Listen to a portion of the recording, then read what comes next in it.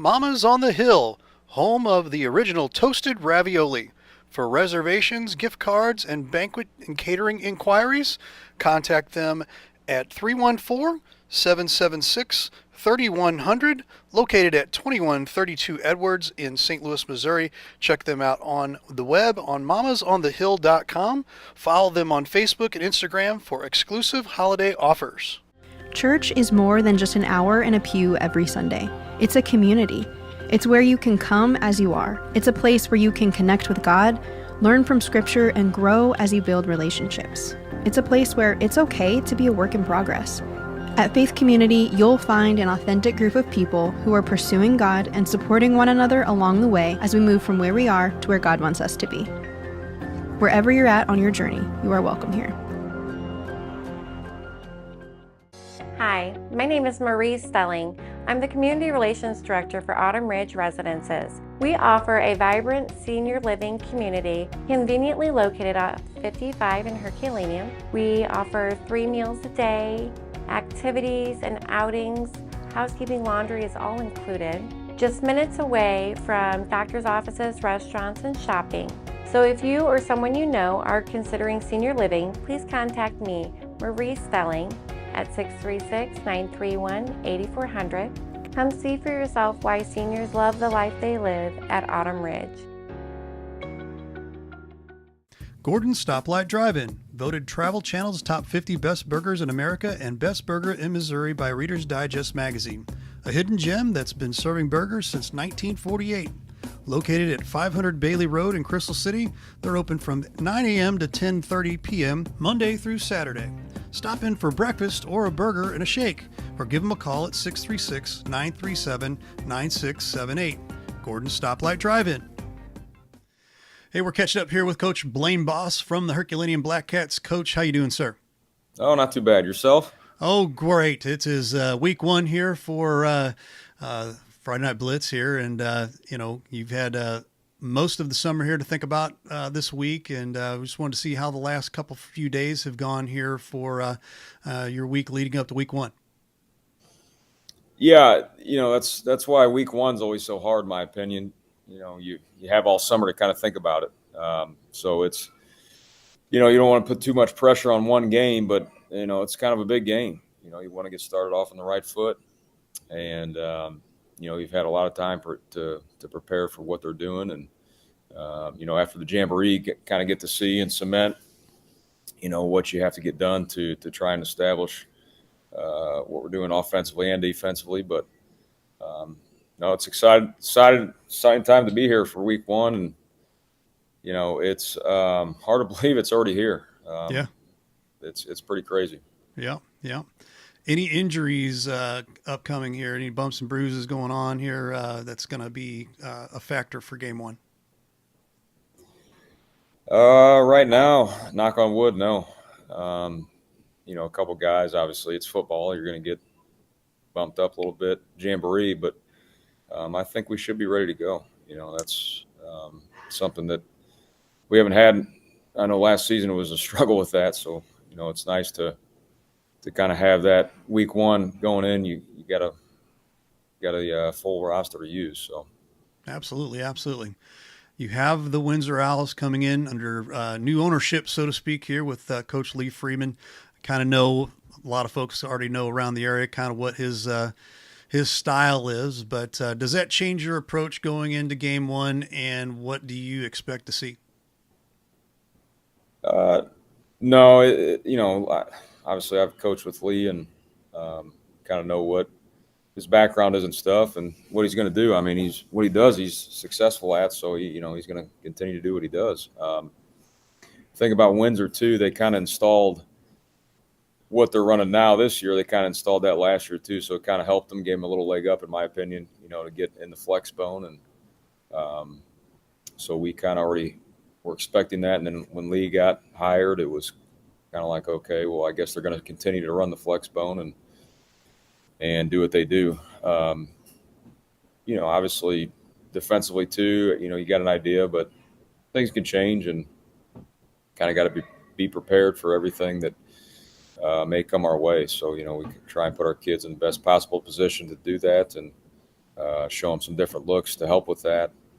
But no, I think we got a good idea of what we're up against, and we just have to worry about us and make sure we execute a practice. I think that was the biggest thing coming from the Jamboree, was just seeing, we just made some mistakes. They're correctable, but, we got to fix them. I thought most of the times we didn't have a good play. It was, a couple guys just simply not going hard as they should, or not going to the right spot.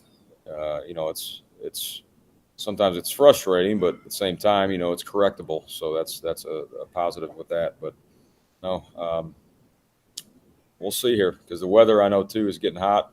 Of course, game week, it's really heating up, so we'll kind of have to play that too, see how that goes, and hopefully we don't have to move too many of our practices around, but we'll have to see. Absolutely. Well, we appreciate the time, and good luck to you Friday. All right. Thanks, Ray. Appreciate it. Coach Blaine Boss from the Herculaneum Black Cats. I'm Scott Seek, your local Edward Jones financial advisor. When we work together, we'll focus on what's important to you. We'll create a personalized financial strategy backed by our advice, tools, and resources to help you reach your goals. And we'll partner to help your strategy stay on track no matter what happens. Contact me today at 636-937-8081. Edward Jones, member SIPC.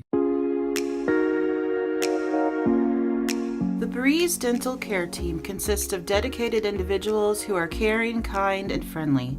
Our staff is here to ensure a pleasant experience during your visit to our office.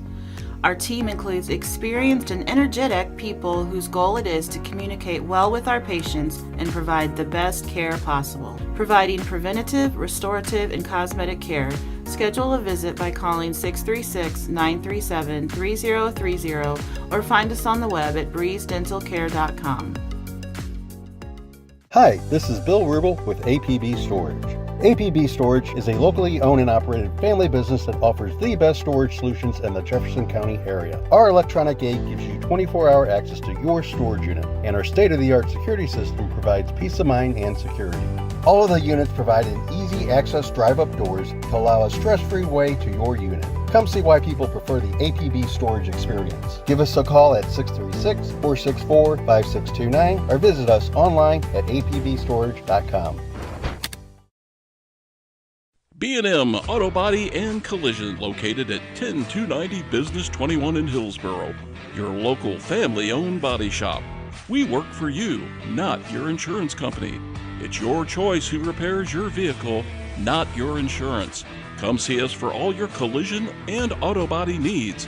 Call us today at 636-797-8222. B&M Auto Body and Collision, the body shop that works for you. Hi, this is Steve Curley at MasterTech Auto Glass. Response has been great to our new business, but remember, we're not new in the business of auto glass. We have over 20 years of experience in rock chip repair, full windshield replacement, and we also offer camera recalibration services to keep your safety features functioning properly. We're a family-owned business, and I sincerely ask that you give my wife, Amanda, and I the opportunity to earn your business. So stop in or give us a call at 636-208-0018 or check us out at mastertechautoglass.com. We're MasterTech Auto Glass, located at 104 Twin City Mall in Crystal City, Missouri. Your vehicle will be in good hands at MasterTech Auto Glass. The days of toiling under the midday sun are over. All of the blood and sweat, hopes and dreams of training camps and practices have led you to this point. It's time to hit someone else instead of your own teammates. It's time to test yourself, to prove to yourself you have what it takes to play the game. It's time for Friday Night Lights. Good evening, everybody. I'm Jeff Whiter for the Friday Night Blitz on Livestream STL. We're honored you're joining us for our 7th season of extensive high school football coverage. We have a great opening match for you tonight, pitting two teams looking to make a difference and move up in their respective conferences. The Windsor Owls, under new head coach Lee Freeman, have traveled to Herculaneum to take on Blaine Boss's Black Cats.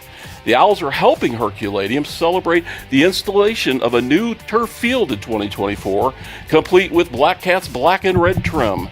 This is the 4th consecutive meeting between these two teams, and they've all ended in favor of the Owls. Last season, Windsor escaped with a 7-6 win over the Black Cats in the closest game of the series. The Owls finished the 2023 campaign with a 4-6 record. After Jeff Funston stepped down, Windsor was tasked with finding a new head coach. After a successful tenure at Hillsboro, Lee Freeman stepped away from the game to start his own business. But after a few seasons away from the sidelines, Freeman was once again bitten by the coaching bug. He's worked with a Windsor team that lost 21 players to graduation, so he's starting with a fairly clean slate. Now, the strength of the Owls should be in the trenches, bolstered by big defensive end Evan Wessels. Last year's quarterback Luke Patterson also returns, as well as second leading rusher Logan Wilson. Given Coach Freeman's propensity for multi-option offenses, he's sure to find another 2 backs to help push the ball downfield. With the graduation of all-district threat A.J. Patrick, Coach Freeman will also need to find his team another sure-handed receiver, on the odd chance he decides to throw the ball every once in a while. Now, they'll be facing a team with a new field and a new conference to call home. In addition to the change from grass to turf, the Herculaneum Blackcats joined the newly formed Quad County Conference, formerly the I-55 Conference. The new conference includes the Cuba Wildcats, who are taking the place of the now independent St. Pius Lancers.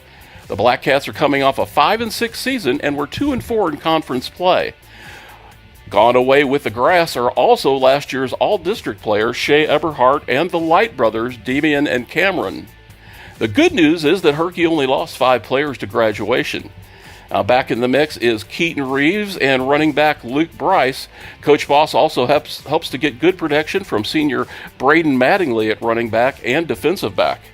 Last season, the Herky defense was the dominant force, and the offense struggled to score points. This year, there's a chance that the opposite will hold true, especially with the addition of baseball and basketball standout Tanner Duncan.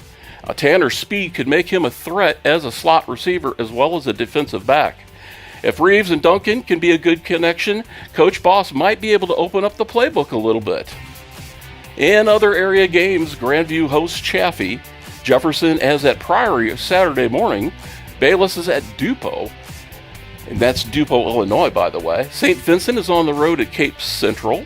Cuba is at Lynn. DeSoto hosts Freeburg, Illinois. Festus is home versus Rolla. Hillsboro hosts MICDS. North County is at home against Farmington. Seckman is at Parkway West. Crystal City is at Class 4 Sykeston. St. Pius travels to Caruthersville. Summit is at Moline, Illinois. And Fox travels to Melville. All right, it's time to wake up the kids and phone the neighbors. High school football is back with the Friday Night Blitz right here on Livestream STL. Radiant Life Church has been serving our community for over 70 years, bringing faith, hope, and love to Festus, Jefferson County, and all the ends of the earth. It's the kind of place you want your kids to grow up. It's where teenagers can let loose, and it's a place where families are made whole. Make some plans to stop by and get rooted at RLC. The House Bar and Grill at your Festus Pasta House is your place to watch all local high school sports live. That's right, I said live. Come in and enjoy all local high school sports brought to you live on our 5 big screen TVs from Livestream STL. Also enjoy our happy hour menu, which includes half-price pizzas, discounted appetizers, and drink specials. We are the best place to gather for your local high school sports, brought to you by Livestream STL at your Festus Pasta House on Highway A, where it's always a great time. McCain's Towing and Auto Body, a family-owned and operated business centrally located in Jefferson County. Your one-stop shop, 24/7 towing and recovery, auto body repairs, and mechanical needs. Small or large, leave us in charge. Give us a call at 636-479-9995 or visit 888 Commercial Boulevard in Herculaneum, Missouri. Welcome to Livestream STL's version of Friday Night Blitz. We are live from Herculaneum High School, home of the Herculaneum Blackcats in the brand new field here. They're going to be taking on the Windsor Owls, and we're going to get things started right away. Drake Beekman, Ray Halbrook here. We are ready to go, and Drake, take it away, my friend. Threats of thunderstorms are not going to rain on the parade tonight as the high school football season kicks off here in Herculaneum on this brand new turf field. Windsor wins the toss. They defer to the second half. They're going to kick off. Kasi with the opening kick, and it's a short one. It's going to be caught by number 24 for the Blackcats, looking to make a gain off of it. Takes it all the way to the 40-yard line, and this game and this season is officially underway. Dylan Boys on the catch there for the kickoff return for the Black Cats. We welcome you into Herculaneum, Missouri, as the Black Cats take on the Windsor Owls here to kick off the season. This is not a unfamiliar game for both of these teams. No. This is the 5th straight year that these teams have played their season opener, going back and forth, splitting home and away. And out of the previous 4 meetings, Windsor's been able to take 3 of the 4. So the Black Cats are looking to change that fortune tonight as they kick off their season again, like we said, on a brand new turf field. Grass is out, turf is in for Herculaneum, and they look to make a statement on their opening drive. Black Cats set up on offense. That is number 10, Keaton Reeves, the starting quarterback for the Black Cats. First snap is a sweep out to the near side. That is Mattingly on the Mattingly on the carry. He cuts back in, and he's going to get close to, if not get a first down. Looks like the referees will mark him just short. First offensive play for the Black Cats is a solid gain of 8. Looking to do some damage early here.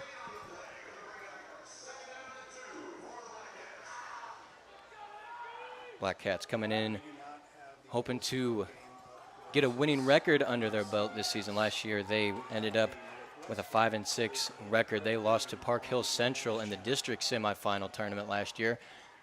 Park Hills ended up winning the entire thing last season, so a pretty decent foe to suffer defeat from. Next play is a handoff up the middle, and he is going to be stopped rather convincingly, but not before he can get a first down. That is number 26, Luke Bryce, the senior running back for the Black Cats. We talked to head coach Blaine Boss earlier throughout camp and preseason, and he said that he is expecting Bryce to be a heavy contributor to not only the offense but the entire team as the senior looks to lead his team down the field on this drive and throughout the regular season. Reeves in the huddle, giving the signal and direction to his teammates. Single back, 2 receivers up top and a tight end right on the offensive line on the near side. Man in motion, that's Mattingly. Reeves hands it off up the middle. That's Bryce. He's going to look to cut into the middle. He's just pushing through and gets brought down for a gain of about 2 yards. Ball will be spotted at the Windsor Owl 47-yard line. And we are well and truly underway, Ray. Yes, we are, and I'm dealing with a couple of small little technical issues with our other feed here, and we're trying to do double duty here, so.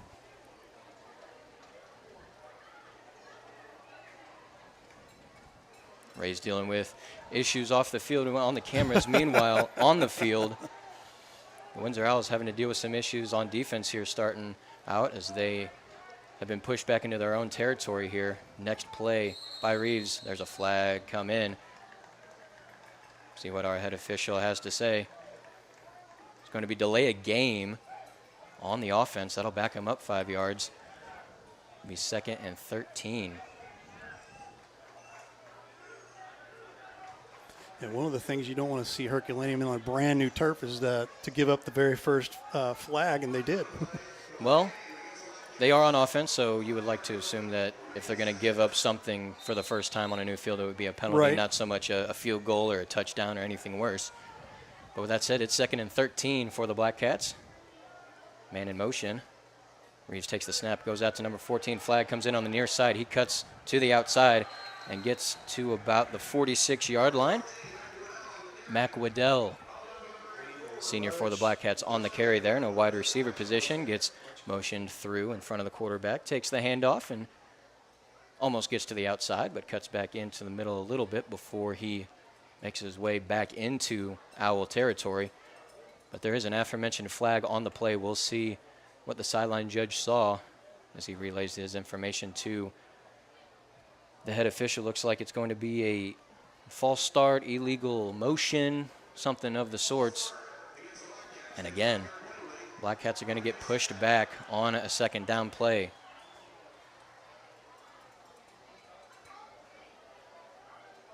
Going to back them up 5 more yards, so instead of a 3rd and 7, it's going to back them up again, be 2nd and 18. Back-to-back 5-yard penalties against the offense.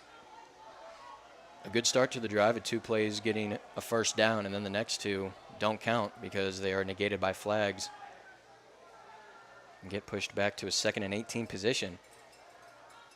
Reeves takes the snap, hands it off to Waddell. He goes to the far side, and he's going to get about 3 yards. Official blowing the play dead, letting everyone get up from the huddle. It's going to be a 3rd and long for the Black Cats. We'll see what head coach Boss has in store. We'll see what Windsor Owl head coach Lee Freeman has for the defense.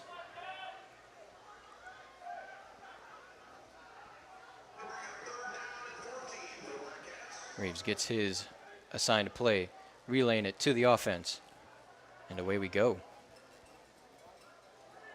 Single back, just like every other play so far for the offense here for Herculaneum.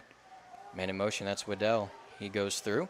Reeves takes the snap. Looks like it's going to be an RPO. He's going to take it himself. He's going to cut all the way to the edge. He gets by everyone. He's looking to stay in bounds, and he does eventually get pushed out at about the 35-yard line. Good enough for a first down and then some. A 3rd and long. And the quarterback, Reeves, taking it himself. He had Luke Bryce to the outside of him if he wanted to pitch it if a defender was going to tackle him, but he did not fear the threat of that. Takes it himself and picks up a 3rd and long for a brand new set of downs for the Black Cats at the 35-yard line. Ball is on the near hash. As the offense gets set up. Reeves in shotgun. Bryce looking to get the handoff, and it seemed like everyone but the center moved before the ball was snapped. That official agrees. A little bit of afters between Bryce and a Windsor Owl, but everyone is escorted back to their respective sides of the ball. But with that, again, that is the 3rd penalty against the Black Cats on this opening drive. Be 1st and 15. It's hard enough to score points in a football game, and Black Cats are just making it harder on themselves.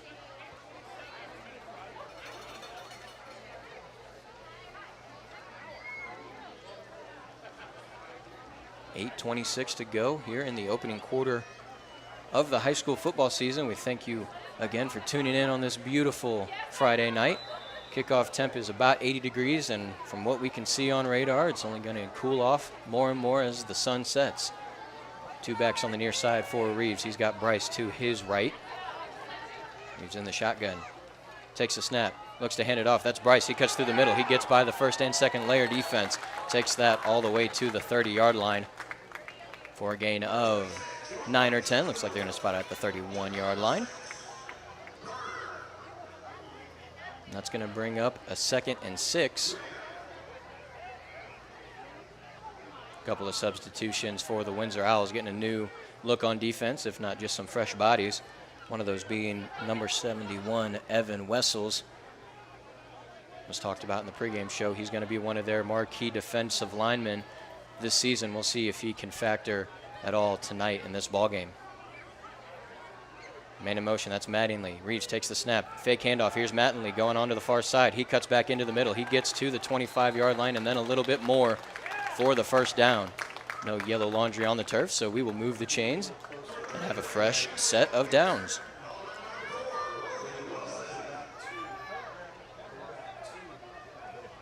Windsor Owls have not broken just yet. They've bent a little bit. They've given up a couple of big plays, the biggest one so far by the quarterback, Keaton Reeves himself, on a 3rd and long.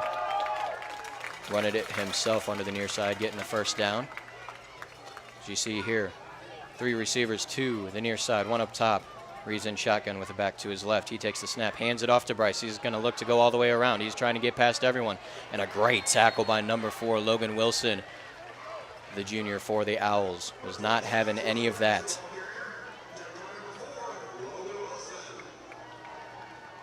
Price is going to pick up about 3 yards on the carry. So that's going to bring up 2nd and 7. Black Cats just inches away from earning themselves a trip to the red zone here on this opening drive. As we tick down underneath 7 minutes to go here in the first quarter. Reeves again in shotgun. Takes the snap. Looks to hand off to number 25. He's going to break through and get a couple of yards. 25, that is Austin Brinkley. Getting a touch here early in the game.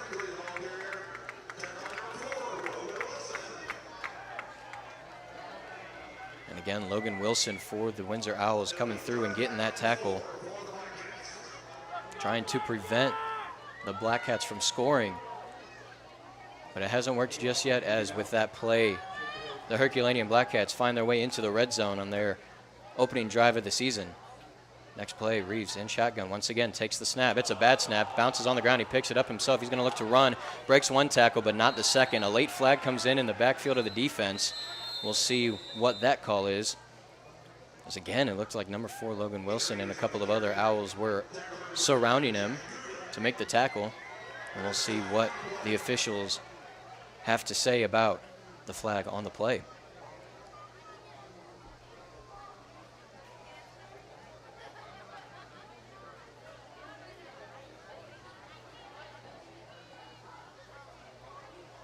Call is going to be holding on the offense. Again, another penalty against the Black Cats. That is 4 on this drive now. The first 3 being 5-yard penalties, but this one is going to be a 10-yard penalty. That's going to go from 3rd and short to 3rd and really long, but we've seen it once before in this drive that the Black Cats have been able to convert on a log 3rd down. With that, we've got a timeout on the field, so we will take a quick break and mention one of our sponsors, Cheap Seat Photography. Good old Ron Rigdon helping us out with all types of pictures, photography, banners, and designs. They do it all over there at Cheap Seats Photography. If you want them to be in your business ideas, make sure you give them a call, 314-402-9014, or visit cheapseatsphoto.com. They do great things over there, and they humbly support us. So make sure you give them a call or visit their website. As the officials, again, still in a little bit of a huddle. Could be just a water break, as the humidity is still pretty high here in southern Jefferson County. Yes, it is. Yes, it is. We just want to say thanks for being a part of this today, the inaugural season for the Herculean Black Cats on turf. So there.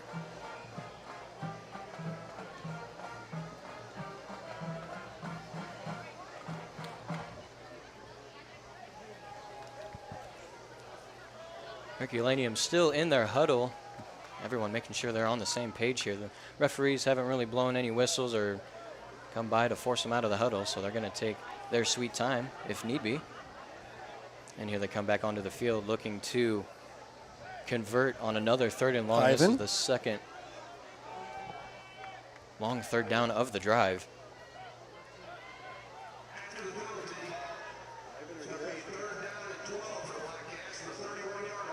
Looks like the offense is going to have 2 receivers up top, 1 down low on the near side here. And it'll be 2 running backs in the backfield in a pistol formation. Keaton Reeves looking to take the snap. 3rd and long. He's going to take it himself, go right up the middle. Breaks one tackle, but not before getting attempted to be tackled by Wilson. He breaks that one, though, but not before number 5 for the Owls, Willie Coleman, is able to get there. Reeves is going to get about a yard or 2, so he's going to get a little closer to the end zone, but it's going to bring up a long 4th down. We will see if the Black Cats will attempt to go for 3 or if they're going to go for 4. It looks like the offense is staying out there, though. Reeves is going to get his call from his coach, relay it to his offense. And here we go, the first 4th down of the season for the Black Cats. We will see if they can convert or not on a 4th and 11. 4 receivers for the Black Cats, 2 on either side of the offensive line, and 1 back behind the quarterback, Keaton Reeves. Flag comes in by the official. And it's going to be a delay of game again for the Black Cats. The second one of the drive. Backing them up 5 more yards. I believe, if I'm doing my math right on my fingers, that is the 5th penalty on the Black Cats on this opening offensive drive. The Owls have not conceded a penalty just yet.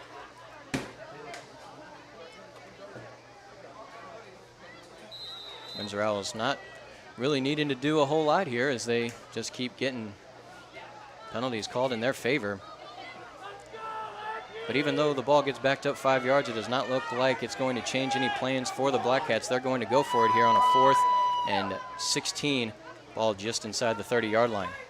Reeves takes the snap, drops back to pass. He goes short, looking for an intended receiver. I believe that was 30 Mattingly, but he was not on the same page as Reeves. That ball falls incomplete, and with that, that will be a turnover on downs. Windsor bends but does not break.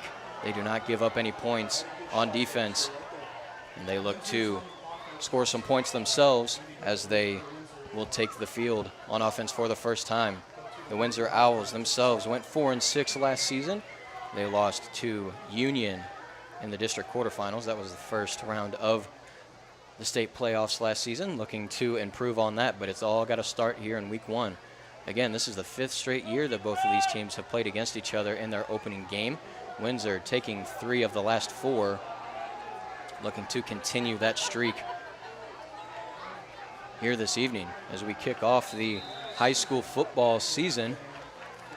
Had college football start last night, NFL just around the corner, but on Friday nights we turn to the high schools as the Windsor Owls look to get underway. There's number 13, Luke Patterson, under center for the Windsor Owls, and it looks like again some poor discipline by the Black Cats, as before the Windsor Owls even get a snap off, they're going to be going forward a few yards. Head official signaling for a neutral zone infraction on the defense.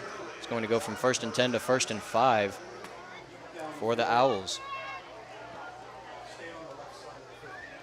Same formation here for the Owls. They ran a very similar formation throughout the entirety of their warm-ups. We'll see if they look to do the same throughout the game here. Man in motion.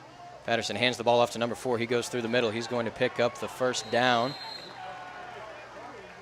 Number 4, Logan Wilson, called his name a few times on defense and having an impact on offense already.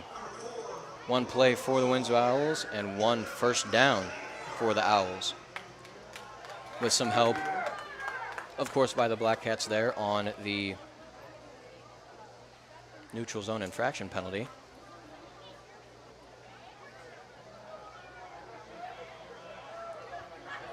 As the Owls set up, and again, a similar formation. 1 receiver to the near side here, 1 back, and a couple of tight ends. There's Wilson again in motion, and another flag comes in before the Owls can hand the ball off to number 44. That is Landon Robbins. And it's a false start against the Owls. First penalty against Windsor in this contest. Backs them up 5 yards, go to 1st and 15. Lack of discipline, a very heavy contributor to the start of this game. Definitely more so on one side than the other to start this game, as Windsor has just the 1 penalty to their name, but the Black Cats have 5 so far. Patterson again under center. Wilson in motion. He gets the handoff to the far side. He goes around everyone. He's looking to get past the blocker, and he gets tackled after gaining a few. There is a flag on the play. That was number 21, Anthony Galena, on the tackle. The official is signaling for a holding on the offense, so back-to-back plays where the Owls give up yardage on penalties. We saw that happen for the Black Cats on their opening drive. There was 1 instance where they had back-to-back penalties. Now the Owls have that fate themselves. Just under 4 minutes to go here in the opening quarter of this football game here, where the Black Cats taking on the Windsor Owls. Black Cats again welcoming a brand new turf field. They have had grass for as long as it's been growing in this spot. More than 75 years. But now a new chapter begins. Not only a new school year, a new turf field, a new season for the Black Cats. Next play is a handoff. Looks like it's going to eventually get to number 4, Wilson. He breaks a couple of tackles and eventually falls forward for a gain of about 4 yards. Bring up 2nd and long. We'll see exactly how far they say they got to go to get a fresh set of downs on the scoreboard here. Looks like it's going to be 2nd and 19 officially. Ball just inside the 30-yard line on the defensive side of the field for the Owls. Looking to slowly but surely make their way down the field for some points. Head coach Lee Patterson told Ray earlier in our season previews that he is focusing on a run-heavy offense. As you see again, that's Robbins with the handoff. He looks to break 1 tackle, but great job by the defender there to wrap up his ankles so his teammates can help him bring him to the ground. Robbins getting a few yards, looks like a gain of about 2, so that'll be 3rd and 17 for the Owls. Number 10, Keaton Reeves with the tackle, or at least a helping hand in the tackle. One thing you'll see, especially with the Herculaneum Black Cats, is they've got plenty of players on both sides of the ball contributing heavily. But with a 3rd and long, we will see what the Windsor Owls have in store. And again, looks like we're going to have a neutral zone infraction on the defense. Sideline judge there on the far side throwing the flag. Here's the head official making the hand signal again for a neutral zone infraction. That was number 50, Peyton Baker, for the Black Cats, giving up that penalty. I believe that is him responsible for both of these neutral zone infractions against the Black Cats. So now it'll be a 3rd and 12 for Windsor. Patterson rolling out to his right, looking for a receiver downfield. He throws it, and that is caught. Great catch. He bobbles it, but he holds on to it, goes all the way down to the 40-yard line. Number 5, Willie Coleman, the junior for the Owls, with a great catch, picking up a couple of yards after the catch as well. Great throw by number 13, Luke Patterson, the quarterback for the Owls, picking up the 12 yards needed and then some to continue this opening drive for the Owls. Ball officially spotted at the Herculaneum 39-yard line. 1 pass, 1 catch, 1 first down for the Windsor Owls. We will expect them to once again go back to the run, as Coach Lee Freeman told Ray earlier. They expect to be a run-heavy offense. Snap is bobbled. Patterson falls on it.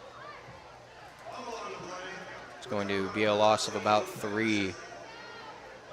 We'll bring up 2nd and 13. One thing you don't want to see if you're a quarterback under center is the football on the ground right in front of you, because not only do you have to fall on top of it, but you've probably got a few linemen that are a lot bigger than you falling on top of you after that, trying to get that football. But after that particular bad snap, no harm done. Only issue is it's a loss of down and 3 yards farther away from the end zone.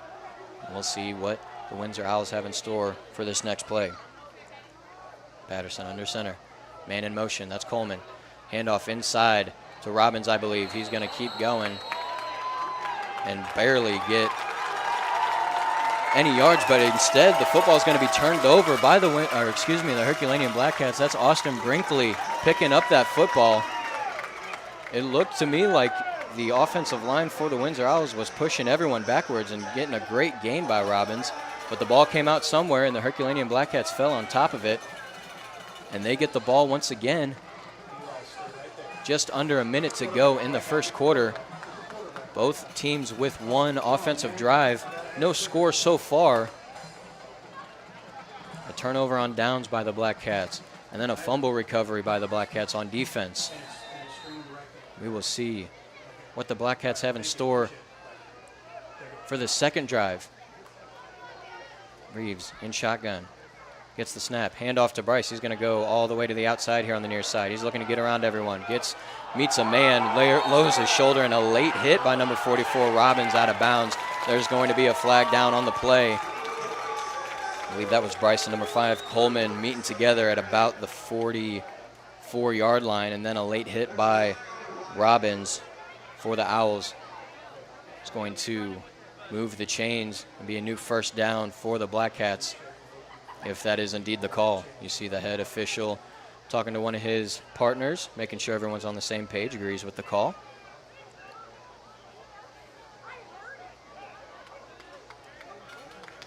As a personal foul indicated against Windsor.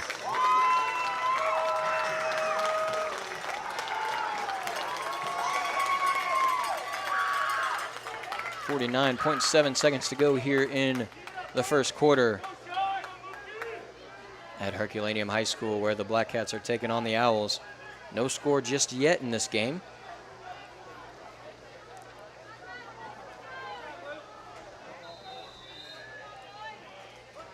See what the offense has for the Owls this time. 1st and 10 in the offensive territory for the Black Cats. Reeves going to get the snap, take it himself, and get met by a flock of Owls and get brought down. I think the lead tackler there was the aforementioned Robbins. This time everyone was in the field of play, so there won't be any flags for that hit. Reeves is going to pick up about 2 yards on the play, though, so it'll be a 2nd and 8. As the clock continues down, now under 30 seconds to go. Play clock is about 2.5 seconds ahead of the game clock, so there will be at least one more play in the first quarter. 2 receivers up top. Reeves in shotgun with a back to his left. Takes the snap, hands it off up the middle. Number 25 gets a few yards and gets brought down by number 5 Coleman again. That was Brinkley on the run for the Black Cats. And they will have a 3rd and short awaiting them as we transition on to the second quarter. No score yet in this football game, but we've got some fireworks early. 0-0 your score. This is Friday Night Football on Livestream STL.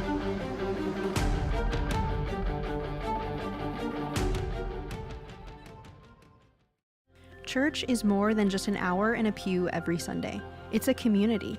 It's where you can come as you are. It's a place where you can connect with God, learn from Scripture, and grow as you build relationships. It's a place where it's okay to be a work in progress. At Faith Community, you'll find an authentic group of people who are pursuing God and supporting one another along the way as we move from where we are to where God wants us to be. Wherever you're at on your journey, you are welcome here. After Friday Night Blitz, check out the Friday Night Blitz postgame at 10 p.m. Our Friday Night Blitz announcers will catch up with coaches from around the area and grab some postgame interviews to cap off another Friday night football frenzy. That's the Friday Night Blitz postgame show at 10 p.m. on Livestream STL.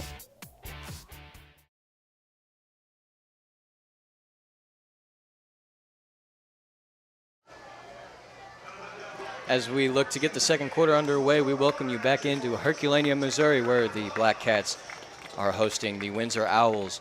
First quarter in the books, 0-0 the score, and we have a 3rd and 4 approaching for the Black Cats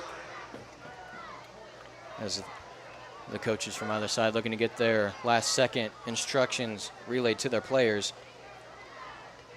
Black Cats taking their time to get set and ready. We will see what they have cooked up here on this 3rd down play. 2 receivers up top, 1 down low, 2 backs. Next to Keaton Reeves, the quarterback. Man in motion, that's Mattingly. He's going to get the handoff. He's going to look to come all the way to the outside. Gets a couple of great blocks, looking to go to the outside. Breaks 1 tackle, but 2 more Owls are there to make the tackle. We have a Herculaneum Black Cat down on the field. Number 14, Mac Waddell. Looks to be a hand injury. He's able to get up and get off the field under his own power. But with that play, it'll be a loss of a few yards, bringing up a 4th and 6 for Herculaneum. They went for it once on 4th down in their opening drive. They did not convert, but that 4th down was about a 4th and 10, 4th and 11. A little bit easier task at hand here, but still have to get it to the 1st down marker to continue this drive. Otherwise, the Windsor Owls will take over. Head official signaling it for a timeout a timeout for Herculaneum. They take their first timeout of the evening.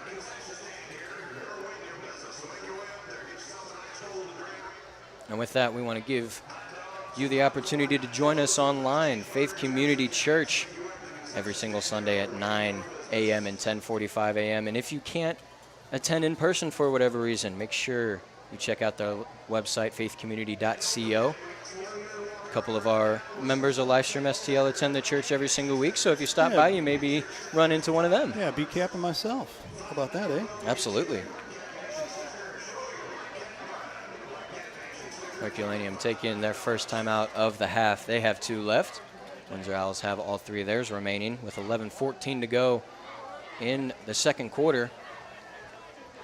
Again, a long 4th down for the Black Cats.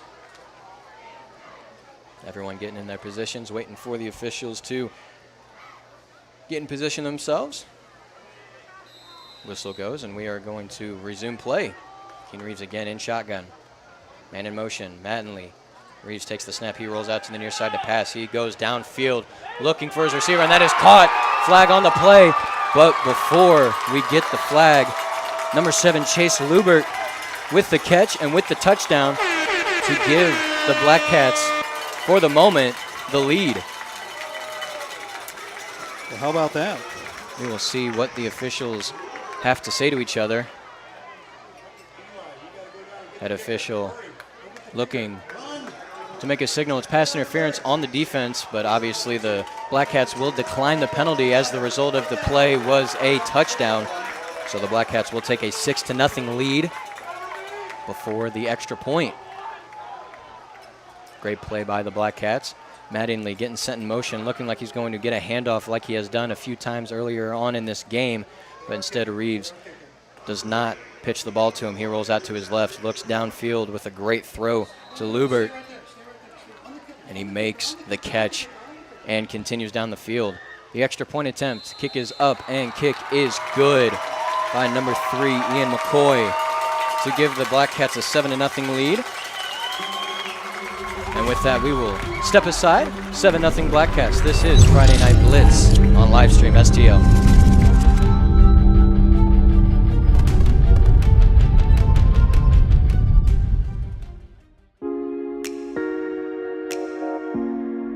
The BLITZ Dental Care Team consists of dedicated individuals who are caring, kind, and friendly. Our staff is here to ensure a pleasant experience during your visit to our office. Our team includes experienced and energetic people whose goal it is to communicate well with our patients and provide the best care possible. Providing preventative, restorative, and cosmetic care. Schedule a visit by calling 636-937-3030 or find us on the web at breezedentalcare.com.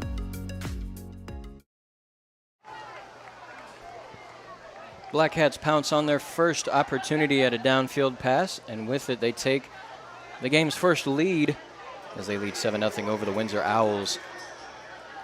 Everyone lining up for the ensuing kick after the touchdown, as number 3 McCoy, the man who just kicked the extra point for the Black Cats, going to be on duty with the kickoff here for the Black Cats. He's going to set up his tee on the near hash mark. 2 players in the backfield for the Windsor Owls. One of them is number 5 Coleman. Try and get the number on the other deep man for the Owls. McCoy throwing his hand up in the air, signaling to his teammates he's about to kick it, and away we go. It's a pretty short kick that's going to bounce and to take a backspin, and it looks like the Black Cats are going to recover. They do. Number 5, Luke Smith, the freshman for the Black Cats, making a difference early, picking up a pseudo onside kick, if you will. It didn't seem like a single Windsor Owl was looking to pick up that ball. It kind of bounced in the middle of everyone. There was a big old Bermuda Triangle-esque hole right where the ball landed, and the Black Cats, again, pounce on an opportunity, get the ball back, and in great field position as well. Ball will be spotted at the 37-yard line in Windsor territory. The defense holding up the Black Cats on their first attempt, but the second one led to some points against them. We'll see what the defense can do on this next drive. Offense getting right back to work for the Black Cats. See 2 receivers down low here. Reeves again in shotgun with it back behind him. Takes a snap, drops back, looks to his right, looks back to his left. He's going to throw out another deep ball to number 21, and he's going to not make the catch, but there's going to be some interference called on there as you see a couple of yellow flags make their way onto the field. That was number 21, Anthony Galena. And you wonder there, Drake, if they on purposely wanted to just, hey, let's throw something out here real quick and see if we can get a PI. And they did. They definitely did. I think even without the interference there, you got a pretty good shout at Galena making that catch. It was right there. It was on his back shoulder. It was a great throw by Reeves, putting it in a spot for his receiver to catch it, but the defender's not able to. And with that, I believe that was number 5, Coleman, on the receiving end of that penalty. The chains have not moved just yet, as you see the official signal there by the head official, signaling for defensive pass interference. That's going to be the 4th penalty against the Owls today. I have an update over at our other live stream STL Friday Night Blitz game of the week. 14-0 right now. MICDS up on Hillsborough. Okay. Former state championship finalist, Windsor Hawks. They have Hillsborough Hawks. There's no doubt about it. They have their, it's still 14-0. They have their hands full. That they do. I believe MICDS is Class 6? No, I think they're 5. Class 5. Still a class above Hillsborough, though. But we're not focusing on that. We're focusing on Herculaneum here as Reeves takes the snap, hands it off to number 7. He misses one tackle, looks to break a couple more, but eventually gets brought down by a few Owls. Number 7, Chase Lubert with the carry. He was the man who caught that deep ball for the first and only points of the game so far. Kind of limping back to the huddle, but he appears to be all right. Gains about a yard on the play, be 2nd and 9. Ball will be placed just outside of the red zone in between the 20 and 21 yard line. Want to give a shout out to Addie. This is the Addie cam here. Addie, we got get your camera right here for a quick second. Herculaneum student here. Shout out to Addie. Addie cam. Man in motion, Reeves takes the snap. He hands it off to Bryce. He's looking to cut around everyone, but he's going to be brought down by a couple of Windsor Owls. Looks to get right back to the line of scrimmage before Wilson on the tackle for the Owls again. The defensive back making a difference at the line of scrimmage again for the Owls. He has been coming up big on this defense. He's had a few touches on offense as well.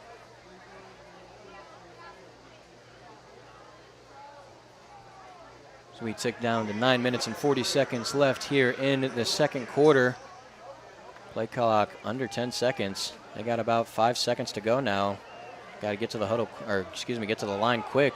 2 seconds and 1, and I believe that's going to be a timeout by the Herculaneum Black Cats. It is indeed, as they burn another timeout. And with that, we'll step aside real quick. This is Friday Night Blitz on Livestream STL. After Friday Night Blitz, check out the Friday Night Blitz postgame at 10 p.m. Our Friday Night Blitz announcers will catch up with coaches from around the area and grab some postgame interviews to cap off another Friday night football frenzy. That's the Friday Night Blitz postgame show at 10 p.m. on Livestream STL.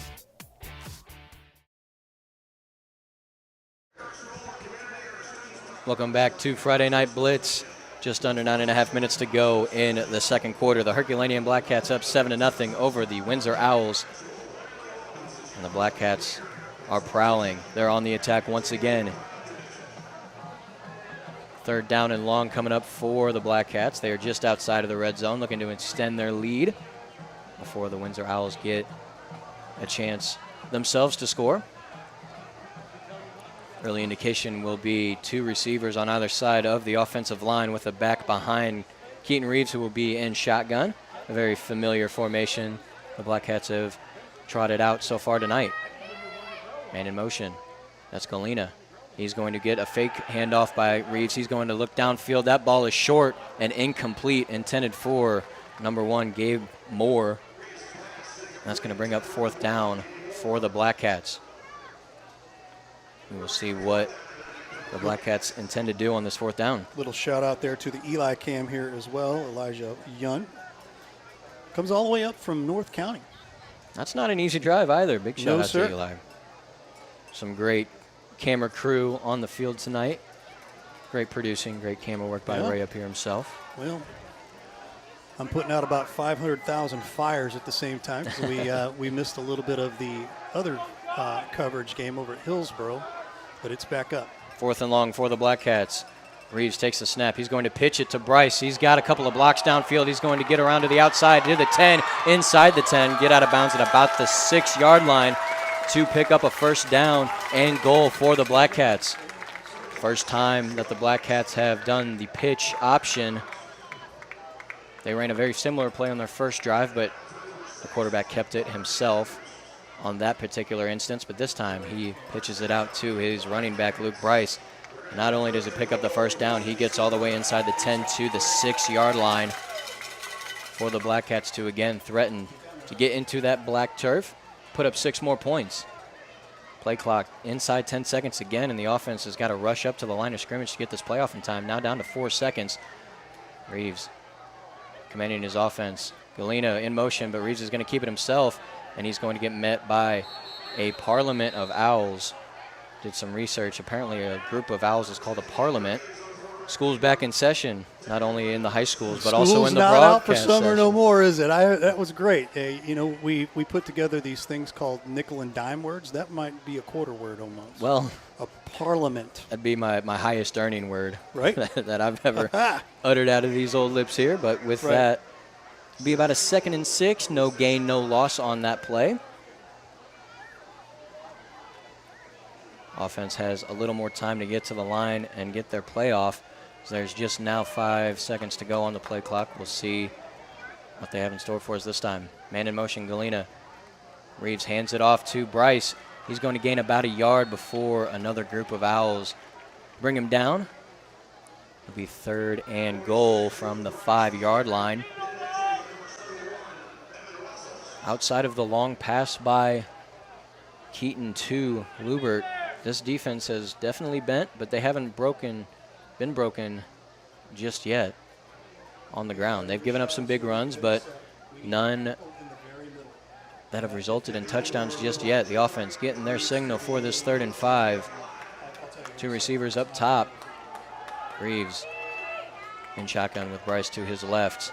Mattingly in a tight end-ish position to his left. Takes the snap. Hands it off to Bryce. No, he's going to keep it himself, and he's going to dance his way into the end zone without being touched. 6 more points for the Black Cats. We have 13-0 ball game. Another RPO play, the run-pass option. And instead of handing it off to his running back, Reeves decides to take it himself. As again, there was not a single owl in sight until he reached the end zone to put up 6 more points for the Black Cats. 7:38 to go in the second quarter. And the second extra point attempt on the cards for the Black Cats. That's McCoy to kick again. Snap is good, hold is good, kick is up, and it is high and short, but it just barely makes its way through the upright. Bit of a chip flop shot there by the young man, but it all counts the same. 14-0 your score. This is Friday Night Blitz on Livestream STL.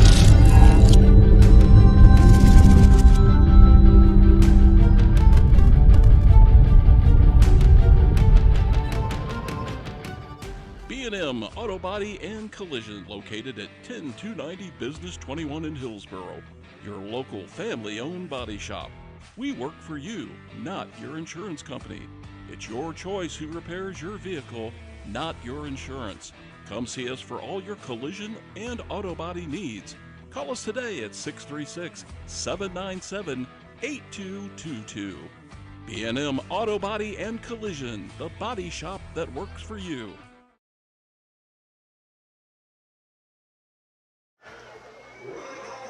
The last time these two teams met was the opening game of last season. That final score was 7-6. So with the Black Cats now taking a 14-0 lead, we've already seen more points than that particular game. Now we will see what happens on this ensuing kickoff. The last time the Black Cats scored a touchdown, the kicker McCoy put it in a bit of a no man's land in a group of owls, and they were able to recover it themselves. Here's this kick. It's again a short high one. It kind of bounces. Excuse me, it doesn't bounce, but the owl who catches that ball is just going to fall to the turf with no further action. I believe that is number 8, Tristan Cotton. Jersey's a bit bunched up, so it could be a couple of different numbers, but we're gonna go with one and hope it sticks. They call him Cotton. Windsor Owls find themselves in a bit of a hole here before the first half ends. They are down by 2 touchdowns, 14-0 the score. 7:37 to go in the first half. We will see what Luke Patterson and the Windsor offense have in store for us this time, as they look to march down the field about 68, 69 yards to the end zone. We'll see what they have in store for us this time. Patterson going to go under center with a back behind him, a receiver on the near side, a couple of tight ends as well. O-line gets set, man in motion. He's going to get the handoff. That's Coleman, and he gets met by a pack of Black Cats in the backfield for a loss of about 3 yards. Defensive line bursting through the seams and making an impact early in this drive. The Owls can't get anywhere on that first play. See number 5, Willie Coleman, in motion. A play that they have ran a couple of times so far, but this time to no avail. A loss of about 3 on the play, bring up 2nd and 13 as the clock approaches 7 minutes to go here in the first half. Again, similar formation. This time the wide receiver is going to be on the far side of the field. Coleman again in motion. He's going to get a fake handoff, a double reverse. This time it's Robbins onto the near side. Gets met by a couple of Black Cats downfield. He's going to get a solid gain of about 10 yards. Bring up 3rd and short for the Windsor Owls. A very similar play call. The only difference is the handoff was faked to Coleman, the man who was in motion to the far side, and instead comes back to the near side by number 44, Robbins. Gets through the line, gets a nice little gain. Bring up 3rd and short for the Owls.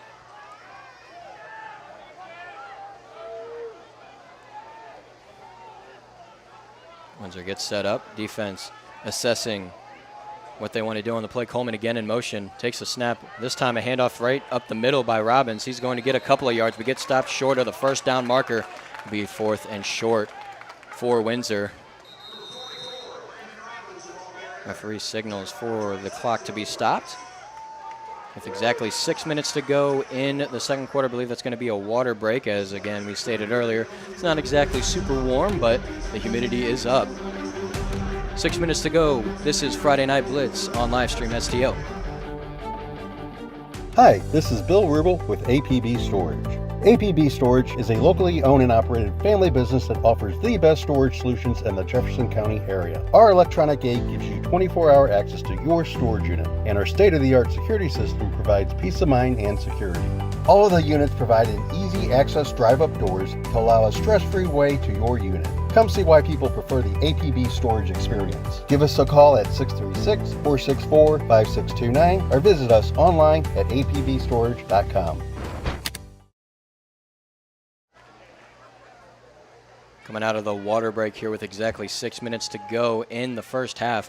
Herculaneum Black Cats up 14-0 in this ball game. A 4th and 1 approaches the Owls. They need this few feet to continue this drive, looking to put some points up on the board before the half concludes. Offense comes back to the line of scrimmage. They're looking set and ready to go. Defense is going to slowly follow them. Coaches for the Black Cats giving out a couple of last-second instructions and suggestions, relaying some info that they may see, whether it's on the field or up above us in the press box. And a big 4th down here towards the end of the first half. Similar formation for the Owls, single back. Patterson takes a snap, hands it off up the middle, and it's going to be close. It looks like the officials are going to give them a good enough spot for a first down. On that carry, I believe that was number 25, Brian Schenk, for the Owls. One of the first, if not the first touch of the game for him, but it's good enough for a first down at the Owl 43-yard line. Clock continues to run here as the offense comes to the line of scrimmage. Patterson under center. Coleman in motion. Hands it off to him. He looks to cut through the line. He does. He gets about 5 before getting stopped by a few Black Cats. Solid little run there. Number 59, Ashton Henderson, senior for the Black Cats, the main man on that tackle. See the replay here. Coleman able to get through the first line before getting met by a couple of linebackers, but a solid gain for him. This is going to be about 2nd and 6. Just over 5 minutes to go in the first half. We've got single receivers on either side. A little bit of confusion on that play, and it looks like Windsor is going to take a timeout. Their first of the half with 4:56 to go in the second quarter. And with that, we'll take a quick break. This is Friday Night Blitz on Live. After Friday Night Blitz, check out the Friday Night Blitz postgame at 10 p.m. Our Friday Night Blitz announcers will catch up with coaches from around the area and grab some postgame interviews to cap off another Friday night football frenzy. That's the Friday Night Blitz postgame show at 10 p.m. on Livestream STL.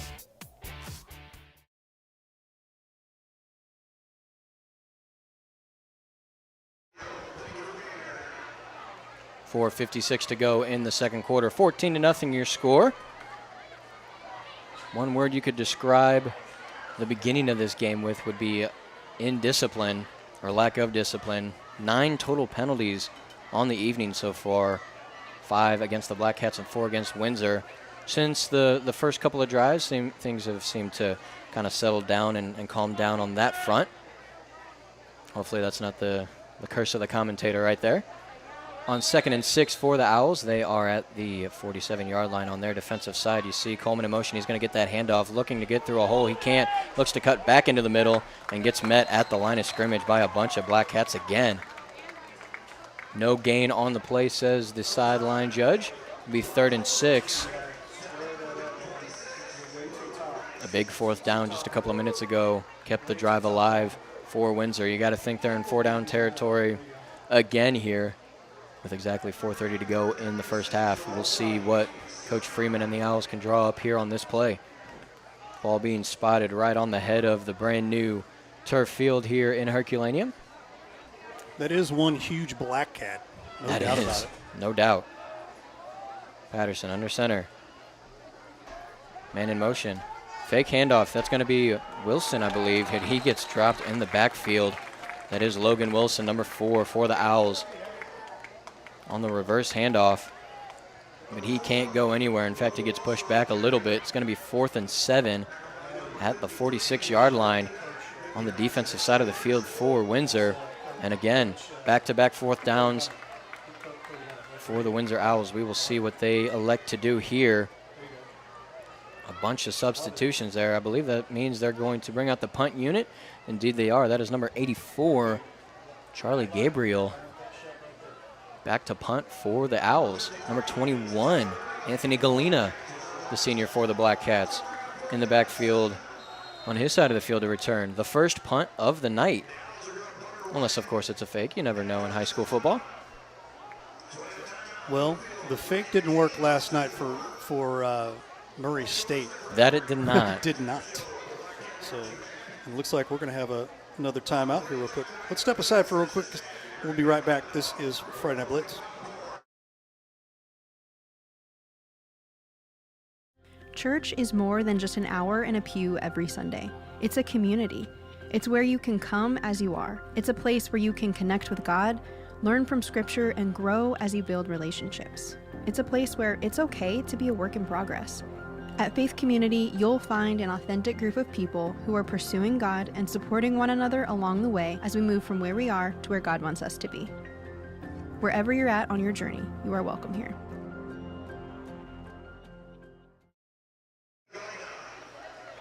A little bit of confusion as to why exactly there was a stoppage in play, but we figured out it was the second timeout called by Windsor.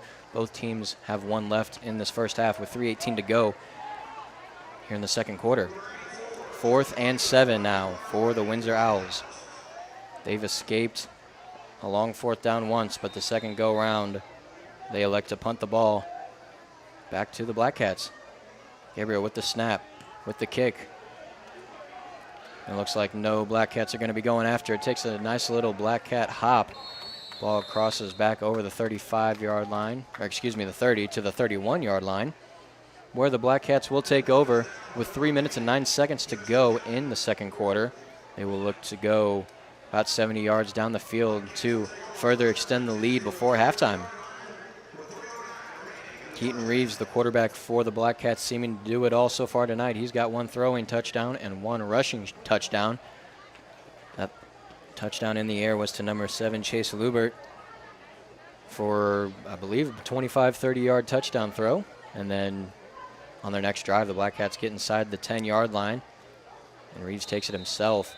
Doesn't even get touched until he reaches the end zone. And that's how we get to the 14-0 scoreline.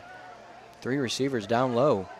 Reeves in shotgun, takes the snap. He's going to hand it off to Bryce, and he gets a couple of blocks downfield, looking to get around everyone, and he almost did. Gets pushed out of bounds at about the 38-yard line. Gain of about 7 on the play, but man, if he was able to get around that final defender there, he would have been making a house call. Let's take a look at that replay here real quick. Gordon stoplight replay. See, again, some great blocking downfield by the receivers, and finally getting shoved out of bounds by Windsor. I believe that was number 9, Jack Kuda, for Windsor to finally push Bryce out of bounds on that play.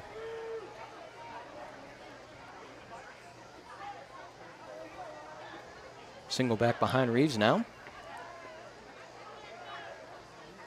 He takes the snap, fakes the handoff to Bryce, and goes back to Lubert. Tries to cut back in to get a couple of blocks, but he cannot get far. If anything, the officials are going to spot that ball about a yard behind the original line of scrimmage. Lubert, for the second time, getting up and kind of limping back towards the huddle. He's staying in the game, though. He is a fighter. Bring up a 3rd down and 4 for the Herculaneum Black Cats. 2 minutes and 30 seconds to go in the first half. We will see what Herculaneum can draw up on this play. 1 receiver up top, 2 down low. Reeves in the pistol, 2 backs to his right. Man in motion, that's Lubert. He's going to get the handoff on a sweep to the far side. He's going to get around the initial lineman, and he's going to get the first down and then some, all the way to the 45-yard line, get pushed out of bounds, stop the clock. That's exactly what the doctor ordered for the Black Cats. A first down, a few more yards, and stopping the clock as well. Again, both teams with 1 timeout in the remainder of this first half. I believe there was a flag down at the 40-yard line. See what the official has to say. It's going to be a hold against the offense. So instead of a first down, Black Cats are going to get backed up 10 yards. It's going to go from a 3rd and 4 to a 3rd and 14. Another penalty haunting the Black Cats. That is their 6th penalty of the first half. They may be up by 2 scores, but they keep shooting themselves in the foot. We will see what they can do this time. Well, it looks like they're going to spot the ball exactly at 3rd and 10. So a little less of a challenge for the Black Cats, but we'll see what they can do on this 3rd and long. 2 receivers up top. Reeves and shotgun with a back to his left. Mattingly in motion. Gets the handoff from Reeves. He's going to cut right back up the middle and get a couple of yards, but not before getting met by number 71, Evan Wessels, the senior for the Owls. The big man making a big play, bringing up a 4th and long for the Black Cats. Clock continues to roll. Just under 1:40 to go in the second quarter. And the far sideline official signaling for the clock to be stopped. Timeout called by Windsor, their 3rd and final of the half. They're going to keep it right here. You see there at the very bottom of the screen, a new little ticker there at the bottom, right? Yeah, we've got updates here right now. We're seeing Caruthersville over Pius right now. Eureka had a great game last night, 26-7. I was told to check the Crystal City game, but I think it's already been passed. So, Seckman big on Parkway West. How about that? Northwest gets their first win of the season here, 14-12 over Sullivan. How about that? We want to let you know also. Check out 10 o'clock. I'm going to leave here a little bit before the game ends here. We're going to give Eli the game here, and we're going to pop into the studio. We're going to do post-game show. We're going to make sure that you guys are updated, get some coaches' reactions, all that fun stuff here. So check out the post-game show. That'll be 10 o'clock right here on Livestream STL. And if you're wanting to know, you can look at that on the website there or on Roku. It's going to be under the blue channel. So it's actually the channel that we're on right now. So check that out, the Friday Night Blitz post-game show. Always something going on here. And if you're coach, make sure that you call in. 4th and long for the Black Cats. It looks like they're going to opt to punt themselves for the first time in this game. It's number 7, Lubert, I believe. If not, number 3, McCoy. That's Lubert indeed. He takes the punt. It's a high and short one. Takes a bounce at about the 48-yard line, but gets a great Black Cat bounce. That's going to go all the way to the 30-yard line. Great punt in the end there by the Black Cats, pushing the Windsor Owls back far enough to where they have to go 70 yards with 1:33 to go in the second quarter. Time and distance against them. Looking to get their first points on the board and make it interesting going into the half.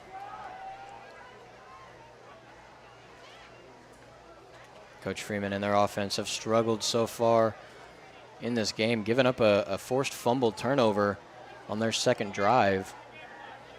picked up by the Black Cats, which led to the first score of the game.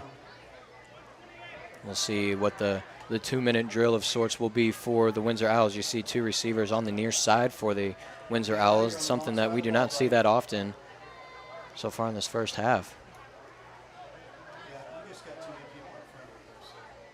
Making sure everyone's on the same page. Officials making sure everyone is in position themselves as we get this drive underway. Patterson under center. Dropping back to pass. He's rolling out to the near side here. Steps up and throws, looking for Coleman, and that's deflected in and out of his hands for an incomplete pass. About a 20-yard throw, all things considered. Just a little too tall and out of the reach of Willie Coleman. With that, the clock stops. Only a few seconds tick off. 1:22 to go here in the first half. 2nd and 10 now for the Owls. See Coleman there. Got an update over Hillsboro. MICDS scored again 21-0, but Hillsboro just scored now, so they're on the board 21-6.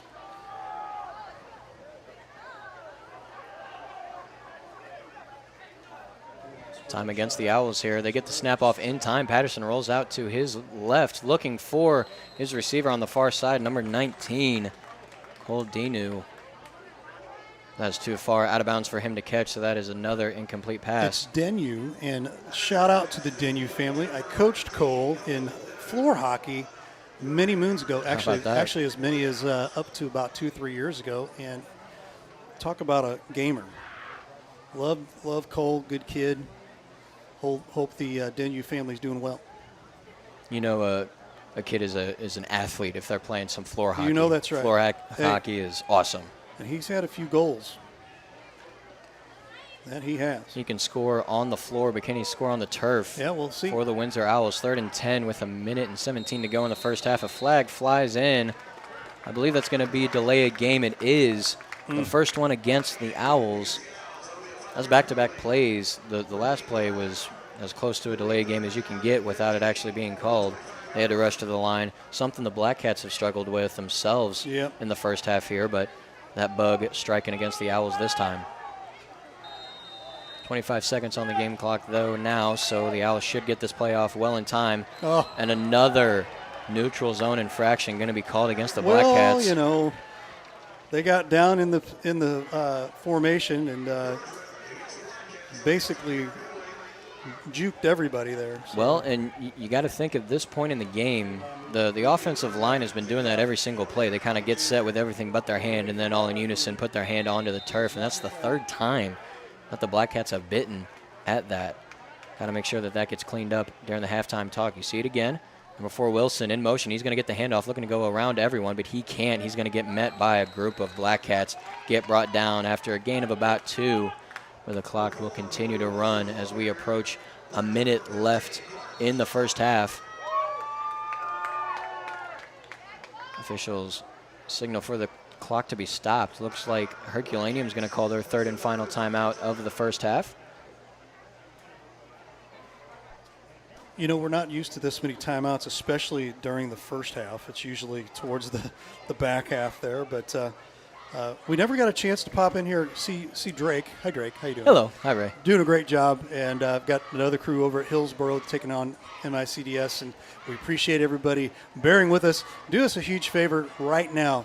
Like and share if you are if you haven't been over on our Facebook page, X as well. Get over there and follow us, because that's where we do all of our actual communicating throughout the week. So if you haven't heard from us or seen this before, we've been doing this for about 6-7 years, and we like doing this. It's a lot of fun. It's pretty football's fun. kind of fun. Oh, yeah, absolutely. Has the Eli cam there, or that is actually the Addie cam. So Addie from Herculaneum, one of our interns, and we are having a blast doing this. This is so much fun, and it's been really awesome because they're going to punt here. So let me just turn it right back over to you real quick. 4th and 8 for Windsor. They elect to punt for the 2nd time. Bad snap, though. Gabriel's going to pick it up, though, and a low line drive kick is going to get across midfield, down inside the 35, trickling towards the 30. It's going to just barely come up short. You see the quarterback, Patterson, kind of whisking it on, looking to go farther, but didn't happened that time. 55.3 seconds to go in the first half as the Black Cats take over on offense once again. Ray, you could call me an old head if you want, but I still call it Twitter. Yeah, I do too. I do too from time to time as well. So, I can totally get you.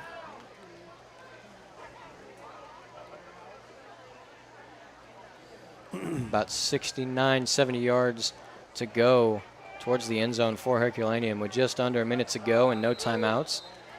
Be a tall order for the Black Cats to get 6 more points up on the board before the half ends, but we will see what they can muster up on this next offensive drive. Reeves in the backfield. Bryce originally to his right. He's going to motion over to the left of the quarterback. 2 receivers on either side of the line. Fake handoff. Reeves is going to keep it himself. He's going to break 1 tackle and get up the middle for a gain of about 5 yards. Well, if you've got a quarterback right now like that has that RPO option there for, Coach Boss, that's always a plus because you don't just get that. And Coach Boss has got to be doing a lot of trust right there with the Herky quarterback. Well, Keaton Reeves, he is a junior, but he was the starting quarterback last year in a sophomore year. He only had 2 throwing touchdowns last year, 8 on the ground. Right. So you got to assume that that's going to be a heavy trend this year as well. A dual threat quarterback for the Black Cats, doing it with his arm and with his legs. 15 seconds to go, clock winding down on the first half. Reeves takes the snap as a quarterback keeper. He's going to get to the line of scrimmage, and that's about it. Get brought down by number 60, Jack Heath, senior for the Owls. And it looks like with that, everyone is going to make their way towards the dressing rooms and the locker rooms for their halftime talks. 14-0 the score here in Herculaneum. The Black Cats over the Owls. And with that, we will step aside during the halftime break. This is Friday Night Blitz on Livestream STL.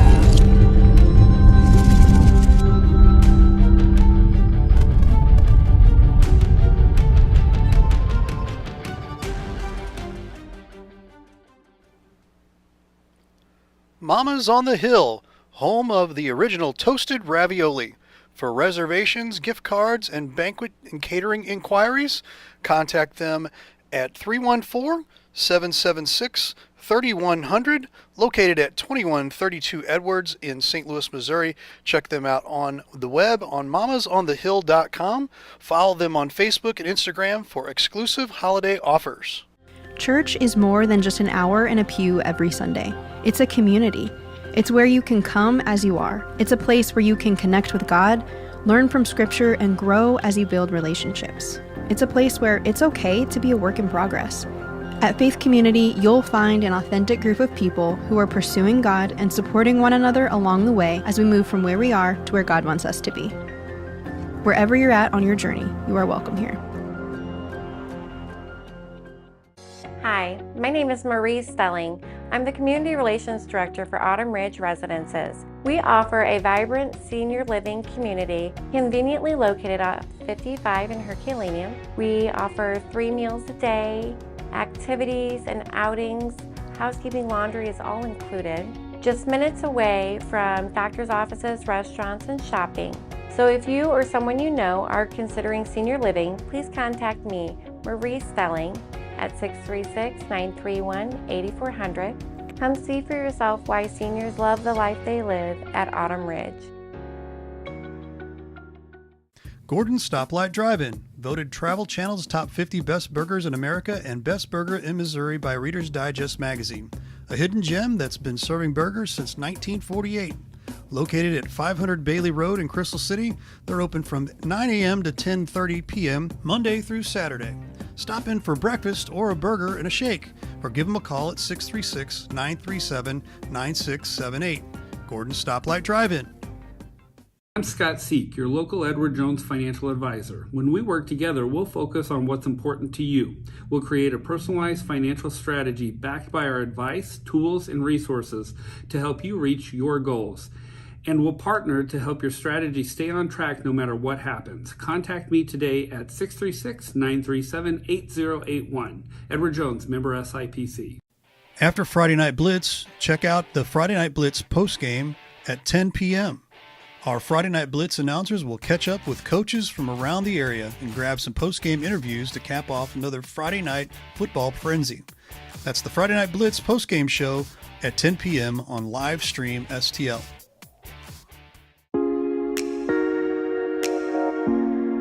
The BLITZ Dental Care Team consists of dedicated individuals who are caring, kind, and friendly. Our staff is here to ensure a pleasant experience during your visit to our office.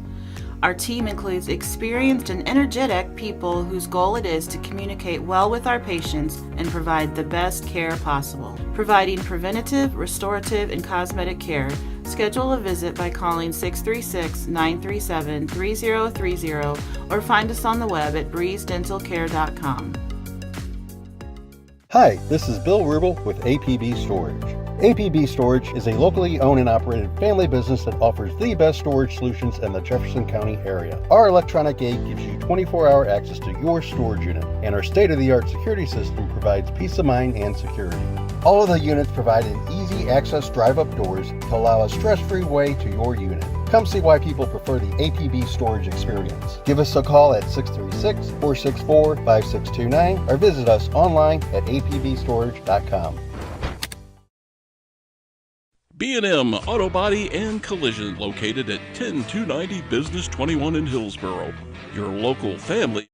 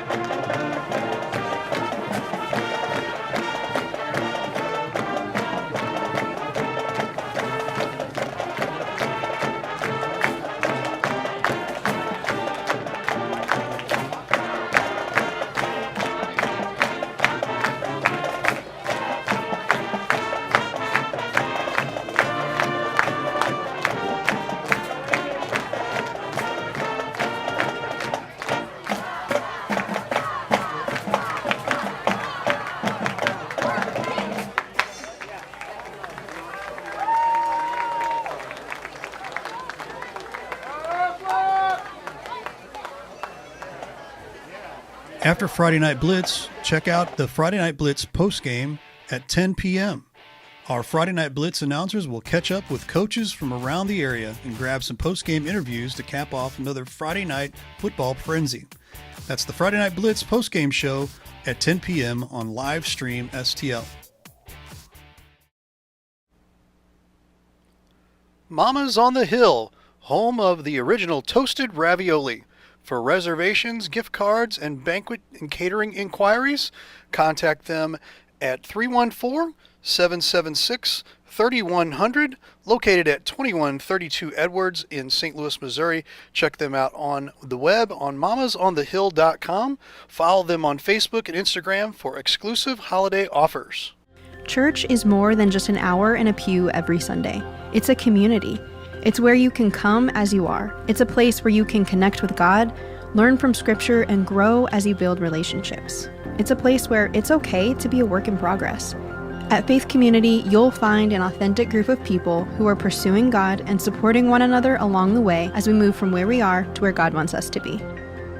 Wherever you're at on your journey, you are welcome here.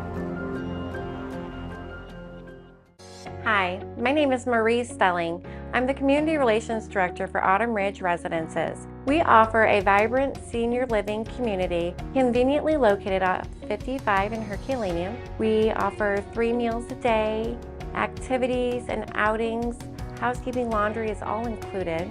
Just minutes away from doctor's offices, restaurants, and shopping. So if you or someone you know are considering senior living, please contact me, Marie Stelling, at 636-931-8400. Come see for yourself why seniors love the life they live at Autumn Ridge. Gordon's Stoplight Drive-In, voted Travel Channel's top 50 best burgers in America and best burger in Missouri by Reader's Digest magazine. A hidden gem that's been serving burgers since 1948. Located at 500 Bailey Road in Crystal City, they're open from 9 a.m. to 10:30 p.m. Monday through Saturday. Stop in for breakfast or a burger and a shake, or give them a call at 636-937-9678. Gordon's Stoplight Drive-In. I'm Scott Seek, your local Edward Jones financial advisor. When we work together, we'll focus on what's important to you. We'll create a personalized financial strategy backed by our advice, tools, and resources to help you reach your goals. And we'll partner to help your strategy stay on track no matter what happens. Contact me today at 636-937-8081. Edward Jones, member SIPC. After Friday Night Blitz, check out the Friday Night Blitz postgame at 10 p.m. Our Friday Night Blitz announcers will catch up with coaches from around the area and grab some postgame interviews to cap off another Friday night football frenzy. That's the Friday Night Blitz postgame show at 10 p.m. on live stream STL.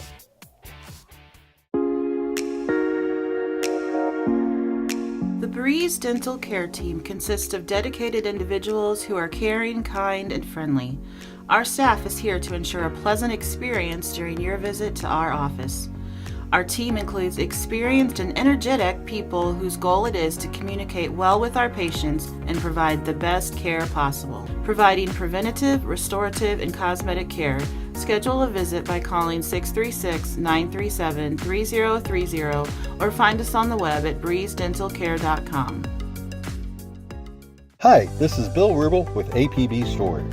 APB Storage is a locally owned and operated family business that offers the best storage solutions in the Jefferson County area. Our electronic gate gives you 24-hour access to your storage unit, and our state-of-the-art security system provides peace of mind and security. All of the units provide an easy access drive-up doors to allow a stress-free way to your unit. Come see why people prefer the APB storage experience. Give us a call at 636-464-5629 or visit us online at apbstorage.com. B&M Auto Body and Collision, located at 10290 Business 21 in Hillsboro. Your local family-owned body shop. We work for you, not your insurance company. It's your choice who repairs your vehicle, not your insurance. Come see us for all your collision and auto body needs. Call us today at 636-797-8222. B&M Auto Body and Collision, the body shop that works for you. Hi, this is Steve Curley at Master Tech Auto Glass. Response has been great to our new business, but remember, we're not new in the business of auto glass. We have over 20 years of experience in rock chip repair, full windshield replacement, and we also offer camera recalibration services to keep your safety features functioning properly. We're a family-owned business, and I sincerely ask that you give my wife, Amanda, and I the opportunity to earn your business. So stop in or give us a call at 636-208-0018 or check us out at mastertechautoglass.com. We're MasterTech Auto Glass, located at 104 Twin City Mall in Crystal City, Missouri. Your vehicle will be in good hands at MasterTech Auto Glass. Radiant Life Church has been serving our community for over 70 years, bringing faith, hope, and love to Festus, Jefferson County, and all the ends of the earth. It's the kind of place you want your kids to grow up. It's where teenagers can let loose, and it's a place where families are made whole. Make some plans to stop by and get rooted at RLC. The House Bar and Grill at your Festus Pasta House is your place to watch all local high school sports live. That's right, I said live. Come in and enjoy all local high school sports brought to you live on our 5 big screen TVs from Livestream STL. Also enjoy our happy hour menu, which includes half-price pizzas, discounted appetizers, and drink specials. We are the best place to gather for your local high school sports, brought to you by Livestream STL at your Festus Pasta House on Highway A, where it's always a great time.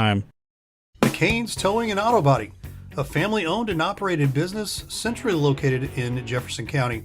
Your one-stop shop, 24/7 towing and recovery, auto body repairs, and mechanical needs.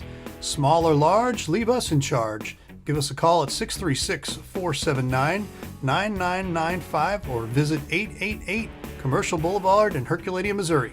Buying or selling a home? Let's work together. Buying or selling a home can be a stressful process if you don't have the right real estate agent. Give Tara Heben Street a call at 573-535-8038. She's your neighborhood realtor. After Friday Night Blitz, check out the Friday Night Blitz postgame at 10 p.m. Our Friday Night Blitz announcers will catch up with coaches from around the area and grab some postgame interviews to cap off another Friday night football frenzy. That's the Friday Night Blitz postgame show at 10 p.m. on Livestream STL.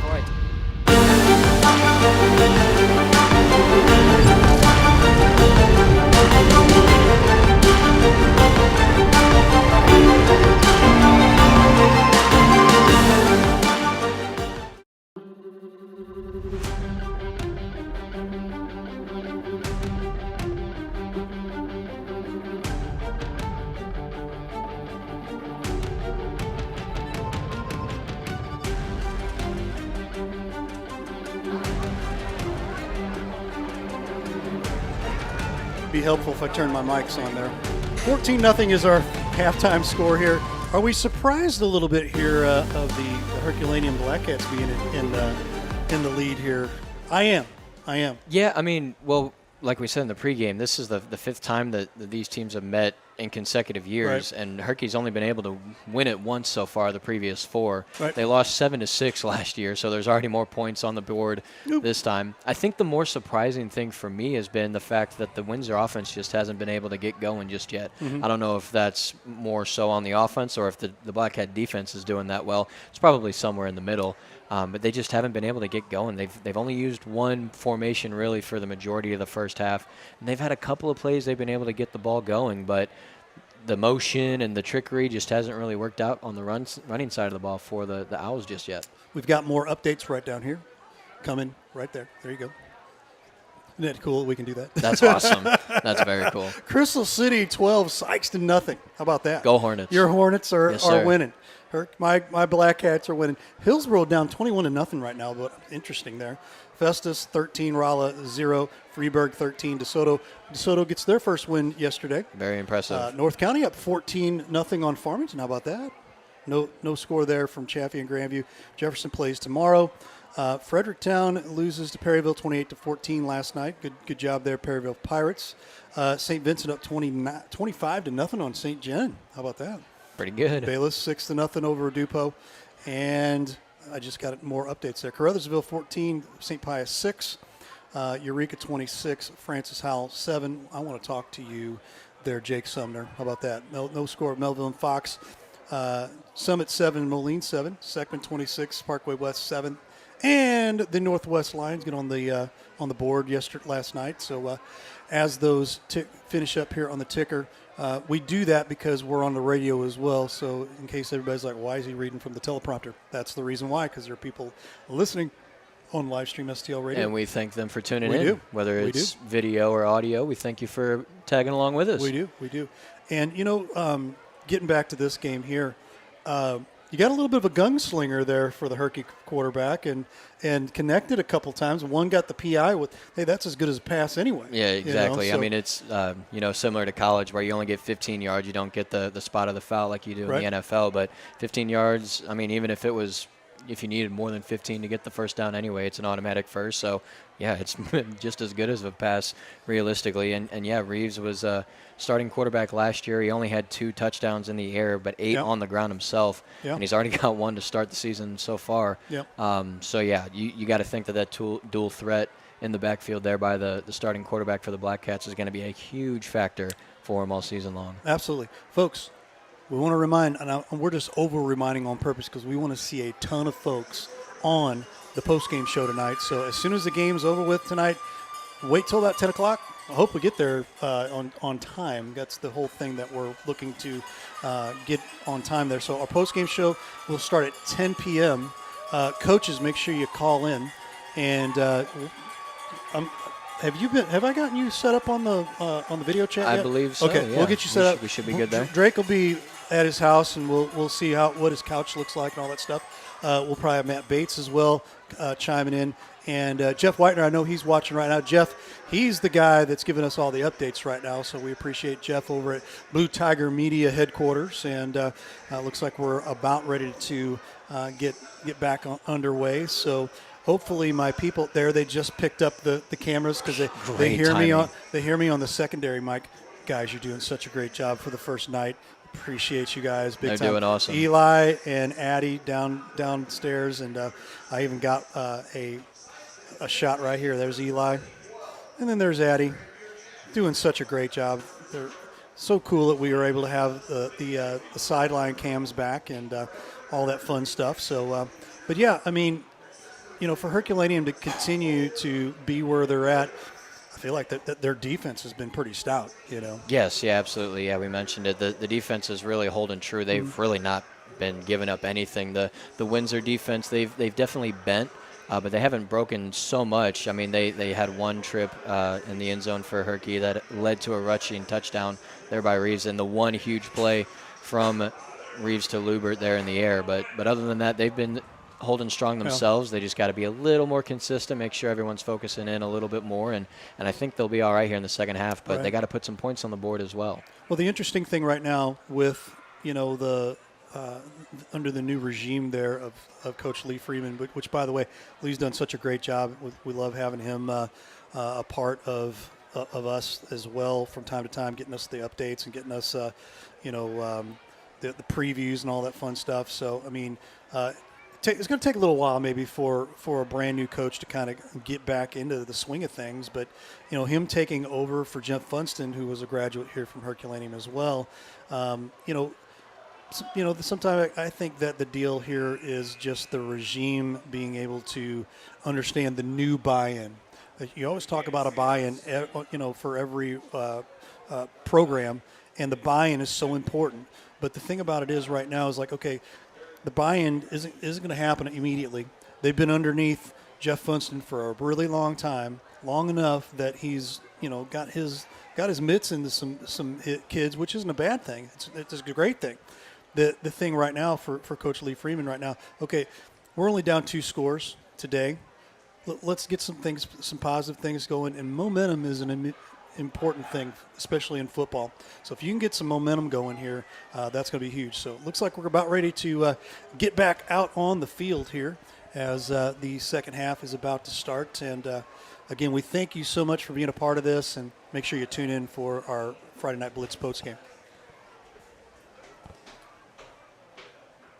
Team's getting set up once again. They threw the 3-minute timer back up on the clock. We're used to seeing that, but I think everyone's just kind of skipping out on that. Usually in years past, it's been about a 10-15 minute halftime clock, and then when the teams come back out, they'll throw 3 more minutes up there to let all the teams stretch and kind of regroup and get ready for the second half. But this year, we noticed there was 20 minutes on the clock there for that halftime. New rule, something I didn't even know about. Yeah, but that makes two of us. You adjust, and now it gives us a chance to actually sell more advertising. So while we're sitting here, I might as well just throw it out there. If you're interested in advertising with us, we'd love to have some extra advertisers for this specific spot here for halftime.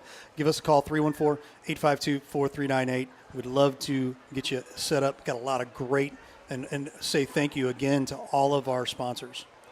And here we go with the second half. Plenty of opportunity to have your sponsorship be shown by everyone. We've got football, we've got high school basketball. That's the winter season. Yep. We got high school volleyball, college soccer now being introduced into the fold here over the next couple of weeks, which is awesome. So your sponsorship will be seen by many eyeballs. And I'm continuously getting more and more updates from Jeff Whitener. I love it. The man behind the curtain here, Livestream STL. Don't mind the man behind the curtain. And huge shout out. Has a ton of fun. Huge shout out to Jeff Whitener, the man who makes the clock tick. One thing that's going to be ticking as well as the clock as we get underway here to start the second half. That's going to be McCoy for the Black Cats to kick off. This one is up and into the air. This one's going to be caught by the Owls. It is collected and returned up the middle. Trying to get to the near side here. Cuts back into the middle before being met and tackled at the 41-yard line. That is number 8, Tristan Cotton, on the return for the Owls as they get decent field position to start the third quarter. Down by 2 scores and needing some points on the board to make it a football game. As we welcome you back into Herculaneum, Missouri, home of the Black Cats. Currently leading 14-0 over the Windsor Owls in their 5th consecutive home opener meeting. Owls taking 3 of the last 4, hoping to continue the good winning percentage in that game, but so far they find themselves into a hole. One thing that we mentioned there in the halftime show, the lack of different formations by the Owls in that first half. You see a different position to the norm here for the offense. 2 receivers up top. Patterson under center. Man in motion. They give the handoff to the backer, Robbins. He's going to get a first down and then some, muscling through 3 or 4 Black Cats in the process. Gain of about 16 for a first down on the first play here. You see the replay. Man in motion. That was Wilson in the backfield, but the handoff to Robbins there doesn't get touched until he gets to the 10 yards needed for a first down before muscling his way through for a few more. Pushes himself into Black Cat territory right at the 45-yard line with the ball on the far hash. A couple of men in motion, making sure they're in the right spot. 2 receivers now down low for the Owls. Patterson looking to get the snap under center. Man in motion. Handoff to Robbins again up the middle. He's looking to go to the outside, but he gets dragged down by a couple Black Cats, but not before gaining about 5 more yards. Pretty productive start to the second half. We mentioned that the Owl offense had not really been able to get much going in the first half, but getting about 20 yards on 2 plays to start the third quarter for Windsor puts them in good position. Ball is marked right on that X on the 40-yard line where the kickers kick off after points are scored. Owls looking to put some points up on the board themselves. Man in motion, number 11, Kyle Haneke, getting into his required spot. Patterson under center. Wilson in motion. That's number 25. Gets the inside handoff. He cuts through the middle for a first down and then some. Goes down to about the 30-yard line. That's Brian Schenk on the carry for the Windsor Owls. Herky Black Cat down on the field, but you see the replay there. Again, Wilson in motion in the backfield, but before he gets the ball. It's handed off to Shank, who goes straight through the middle again and picks up about 10 yards on the play. Injured Herculaneum Black Cat on the field. Can't really see a number, but he has not really moved since that play concluded just a few moments ago. Trying to use some context clues here and pick up on what the player's wearing. My best guess would be that's number 1, Gabe Moore, the senior for the Black Cats. We'll get an official number there as soon as we can, but more importantly, some attention being paid to the injured player on the field. One of the last things you want to see in any situation, let alone the first week of the season, is, again, if it is indeed Gabe Moore, he has not really moved an inch, let alone a muscle, ever since that play concluded. 10:28 to go in the third quarter. 14-0 the score in favor of the Herculaneum Black Cats, as everyone takes a knee and just kind of waits and wonders what's going to happen to the injured player. He does sit up under his own power. Looks like he's going to get helped up to his feet. That is indeed number 1, Gabe Moore. It looks like he's going to walk off the field under his own power. He's heavily wincing his left arm. Hasn't really moved it since standing up. Hopefully it's just a really bad sting. He maybe hit his funny bone, the exact opposite of funny. It's never a good sign. You see he is kind of trying to move around that left arm. Hopefully it ain't nothing more than a big bruise that he'll get on his arm tomorrow morning. But he walks off under his own power, which is great to see, but there is still football to be played. Everyone resumes action on the field. Ball placed at the 30-yard line in Black Cat territory as the Windsor Owls look to score their first points of the evening. Patterson again under center, single back, that is Robbins. Line gets set, man in motion, defense jumps, and that's going to be another penalty. One thing that the defense for the Black Cats was struggling at in the first half was the neutral zone infraction. I believe that's going to be the 4th one called against them. Yeah, and I to think start the second half. If I remember, it was the same person that made the mental mistake there. In the first game, mental mistakes, okay, I get that, but man, don't do that too many times, because that is going to kick you out of being on the field. I think it was another layer of play calling for the Windsor Owls. Usually in the first half there, one thing that Windsor Owls have done all night long on offense is their linemen will get set with everything except their arm, and then the quarterback will say something or signal something for everyone to put their hands onto the ground to officially get set and then snap the ball. And that process of everyone putting their hand on the turf, that's when they got jumped in the first half. It looked like that time everyone was set and ready to go fully on the offensive line, but maybe the call was on 2, and the defense tried to go on 1 for another penalty against the defense here for the Herculaneum Black Cats. One thing to keep on the back of everyone's mind is there are another round of rain and thunderstorms on the Doppler radar. We'll see if it rolls in before the game concludes here. Hopefully not. Hopefully we can get this game under before any rain shows up. Yeah, let's get that rain off of here, right? Rain, go away. You got it. Come back at least a couple of hours from now, because we got football to be played. Exactly. Football season is getting started. We can't have any more delays.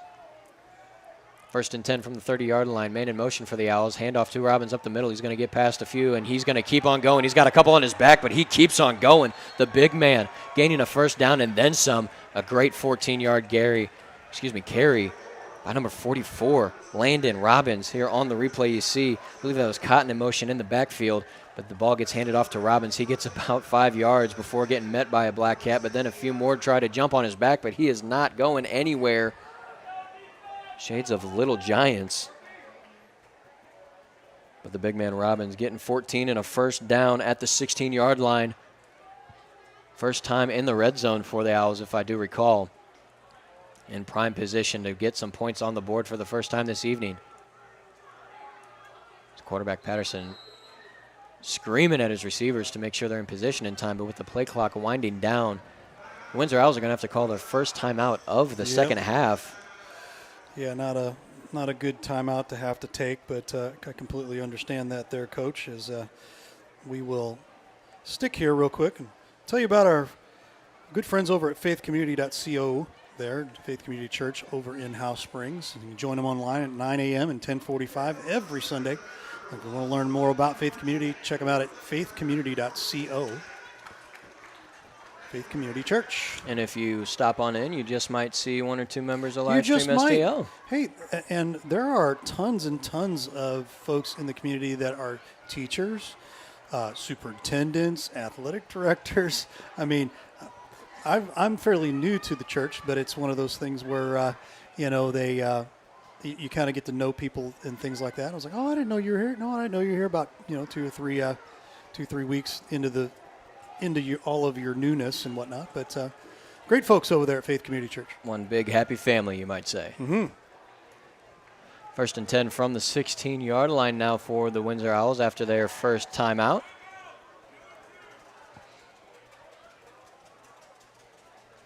Officials conferring with each other to chat some things over. But everyone is in position. Referee blows his whistle to get the play clock underway. Man in motion. Handoff to Robbins again, but he's going to get stuffed at the line of scrimmage. No gain this time. Black Cats starting to be a little more wiser to the play. And, they had a tremendous first half, the Black Cat defense. Kind of getting slapped in the mouth here on this particular series, but it's one of those deals right now where you got to just kind of suck it up now and say, okay, let's get back to doing what we did in the first half. Most, if not all, football games are won in the trenches. And the defensive line starting to hold up a little bit. First win of the day, their Sacman Jaguars 40-14, big win. Kicking off their season right. Yeah. 2nd and 10 for the Windsor Owls here. Handoff to Wilson. He's going to cut back into the middle. He's going to get around a few, get inside the 5 to about the 1-yard line. Close, but not close enough for their first points, but a great run by number 4, Logan Wilson. Puts them in immaculate position. Ball officially spotted at the 2-yard line. Just 6 more feet to go for the Windsor Owls to get their first points up on the board. Looking to get into that black turf for the first time this evening as they head to the line of scrimmage. 2 receivers up top. Tight end to the left, single back behind Patterson, who is under center. That is Wilson on the near side. Line gets set. Hand off to Robbins. No, it's a fake. Patterson's going to keep it to himself, and he's going to trot all the way into the end zone for a touchdown for the Windsor Owls. Their first points of the evening. 14-6 now.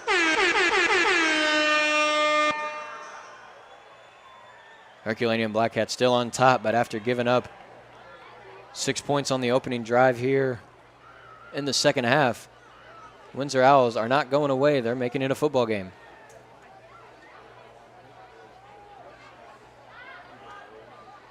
Tough to tell exactly if they're going to go for 1 or 2 here. My best guess would be they're going for 2. 2-point conversion on for the Windsor Owls. We're going to make it a 6-point game. Wilson in motion. Handoff inside to Robbins, and he's going to trot his way through the defensive line and into the end zone for a successful 2-point conversion to bring the score 14-8 in favor of the Black Cats as we get the second half underway. 8:29 to go. This is Friday Night Blitz on Livestream STL.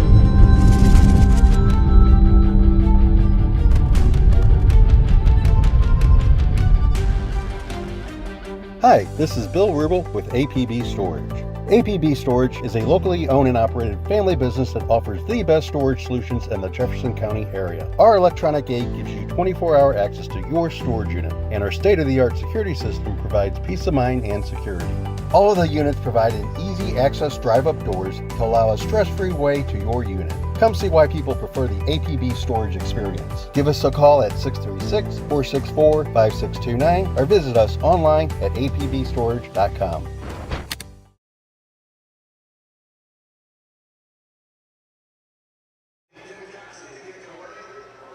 Owls get on the board for the first time this evening to cut into the 14-point lead amassed by the Black Cats in the first half. The total score is 14-8 in favor of Herculaneum.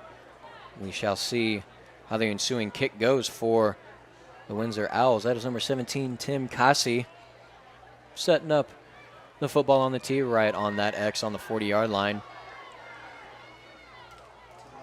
The Herculaneum Blackcats recovered a kickoff in the first half themselves. We'll see if the Owls are fortunate enough to do the same, as the kick is up and away.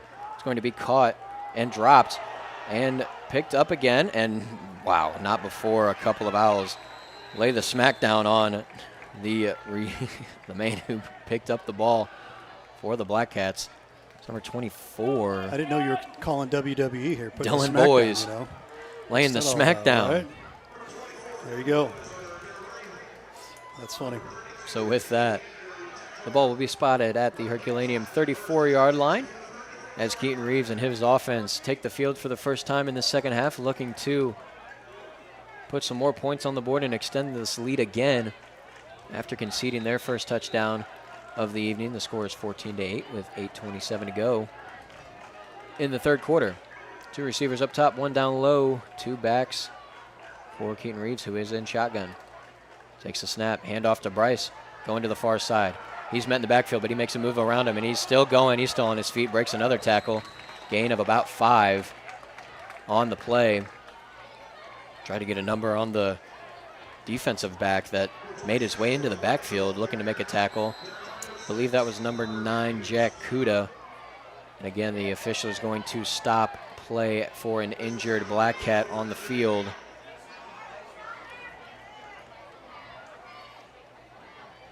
And I believe it's going to be number 26, Luke Bryce, the senior running back for Herculaneum. He's got his helmet off,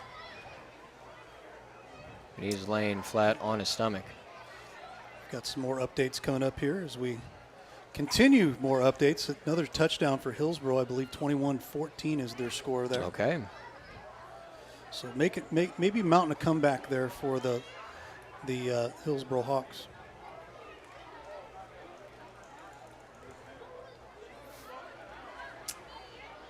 Again, don't forget, I'm going to overemphasize this again. Don't forget the post-game show tonight, 10 o'clock, right here on Livestream STL on the Blue Channel. If you haven't done so, we'll throw this up as well because we got a second here. All of our stuff, new places, Roku TV, Livestream STL.tv, our website. I know everybody that's watching, you're watching on one or the other there, and we appreciate that. If you haven't done so, though, you got a Roku, download that Livestream STL app there on Roku, and we're about to add more, so stay tuned. We're looking to add an absolute phone app for Android and Apple, possibly some things along with the line with Fire TV and Apple TV as well, so stay tuned for more updates here from Livestream STL. But right now, everything we do, in fact, I just did this update. I've got more updates, so Jeff Whitener giving us more updates as we speak. That is, in fact, number 26, Luke Bryce, the injured Black Cat. He is up and leaving the field under his own power. He does seem to be limping on that left leg. You would like to think that it ain't nothing too serious because he is walking under his own power. No trainers helping him off the field at all. But at least for the foreseeable future, he is going to be on the sideline with whatever it is exactly that is injured. The star running back for the Black Cats early on in this game is going to be missing from the Black Cat offense, but they do have a few different options. Mm-hmm. One that Coach Boss was telling you, Ray, in the preseason videos would be number 30, Braden Mattingly, hoping that he can emerge as a solid leader on both the offense and defense.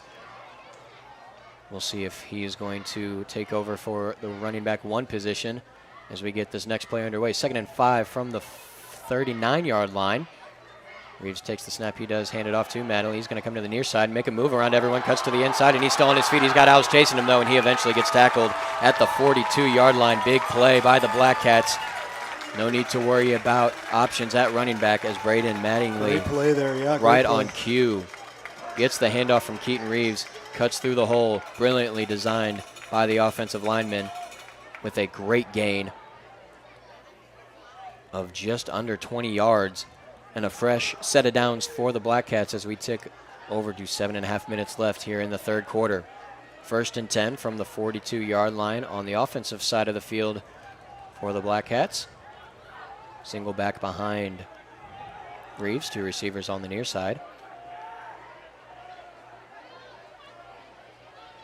Reeves takes the snap, and that was Mattingly in motion, but I believe he sort of jerked right before the ball was snapped. The head official agrees with me. A false start called on the offense. That's going to back them up about 5 yards. I'm surprised they didn't call one just a couple of seconds earlier, as Mattingly kind of turned his head a full 90 degrees back towards the quarterback. Maybe the official was giving him the benefit of the doubt of that being his motion. But then he did it a second time, this time with a lot more of his body than just his head. And the official wasn't going to let that slide twice. False start called against the offense for the 9th total penalty against the Black Cats. 1st and 15 from the 47-yard line. Lubert in motion. Hand off to number 25. He's going to break through, and he's going to stay on his feet, get a few more yards, get close to, if not the 40-yard line. Number 25, Austin Brinkley, the sophomore, getting a touch here after the injured Luke Bryce goes down. You see the single back behind the quarterback, Reeves. Man in motion, going upfield for an extra blocker, and Brinkley making some contact and fighting for a few more yards afterwards. Great fight shown by the young man. 2nd and 8 now for the Black Cats. Ball on the Windsor Owl 40-yard line. Brinkley, the running back still for the Black Cats. He's to the the right of Reeves. In shotgun, Reeves fakes the handoff. He's going to take it himself. He's going to get a first down and then some. He's met by a couple Black Cats right at the 30-yard line for a first down. Another read option there by the Black Cats. You saw a very similar designed play that led to the 2nd touchdown for the Black Cats there. You see it again on the replay. Doesn't meet a single Owl until he reaches the line to gain for a first down and a couple more yards. Ball is exactly on the 30-yard line in Owl territory. It looks like there's a laser pointer on the field being shown. Everyone's trying to point and figure out who it is. Come on, people are trying to play a football game here. You know, I've seen many a clip of some European and African and Asian soccer throwing laser pointers on players, trying to distract them and you know, get them off their rhythm. But I've never seen that at a high school American football game. That is definitely a first for me, and I'm sure a lot of people. The camera you are currently looking at, the laser was coming on our side of the field, and to the right you see the head official talking to some of his members of the officiating crew, kind of pointing that way. You can even see lasers hitting players and officials right there in the middle of it all. You can only assume they're going to stop play until that is taken care of. Yeah, they won't.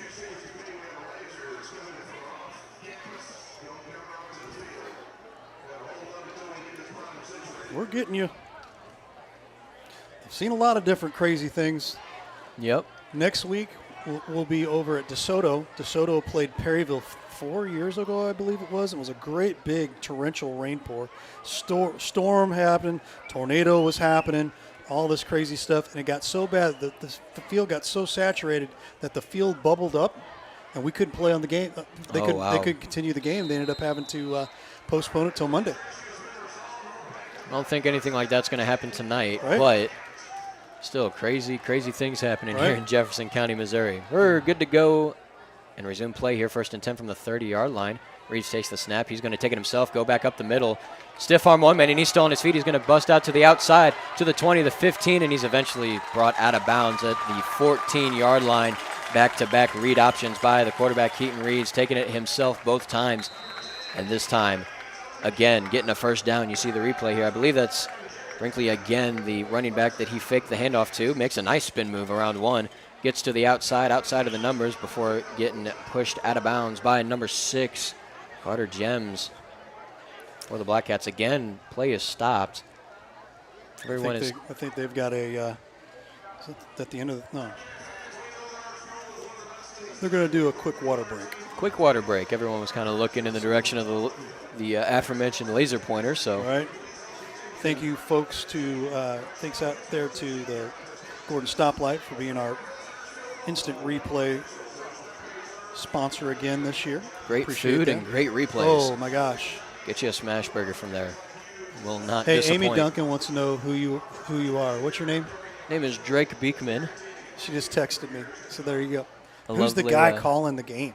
Lovely Crystal City alum. We just had right. the ticker up a second ago. It looked like they were down 12 to 15 Right. after being up 12 to nothing.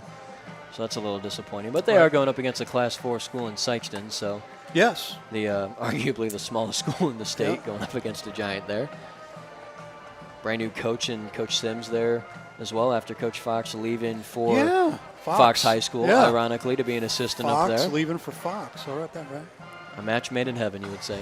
Wish Coach Fox all the best up Yeah, there, but he is great guy. sorely missed. Great guy. Water break is concluded here with just under 6 minutes to go in the third quarter. Score remains 14-8. First and 10 from the 14-yard line. Herculaneum Black Cats inching closer and closer to 6 more points. We'll see what they can muster up on this next play. Shotgun for Reeves again. Back to his left. Takes a snap. Fakes the handoff to Bryce, who is thankfully back in the game. But Reeves takes it himself, breaks through a tackle, and he's going to find his way into the end zone. What a play by Keaton Reeves. Fakes the handoff to his back, takes it right up the middle for the third play in a row, breaks a couple of tackles, does a nice spin move to boot, and finds his way into the end zone. 6 more points on the board for the Herculaneum Black Cats to extend the lead. We'll check the replay here real quick as well. See the replay there, handoff, fake to Bryce, goes right back up the middle again, makes a nice spin move, gets around a couple of owls, and fights his way into the end zone for his second rushing touchdown of the evening. The ensuing extra point attempt here by Ian McCoy. Takes his 3 steps back to the left. Snap good, hold good, kick is up and good. 21-8 now the score in favor of the Herculaneum Black Cats. 5:45 to go here in the third quarter. We will step aside for a quick break. This is Friday Night Blitz on Livestream STL.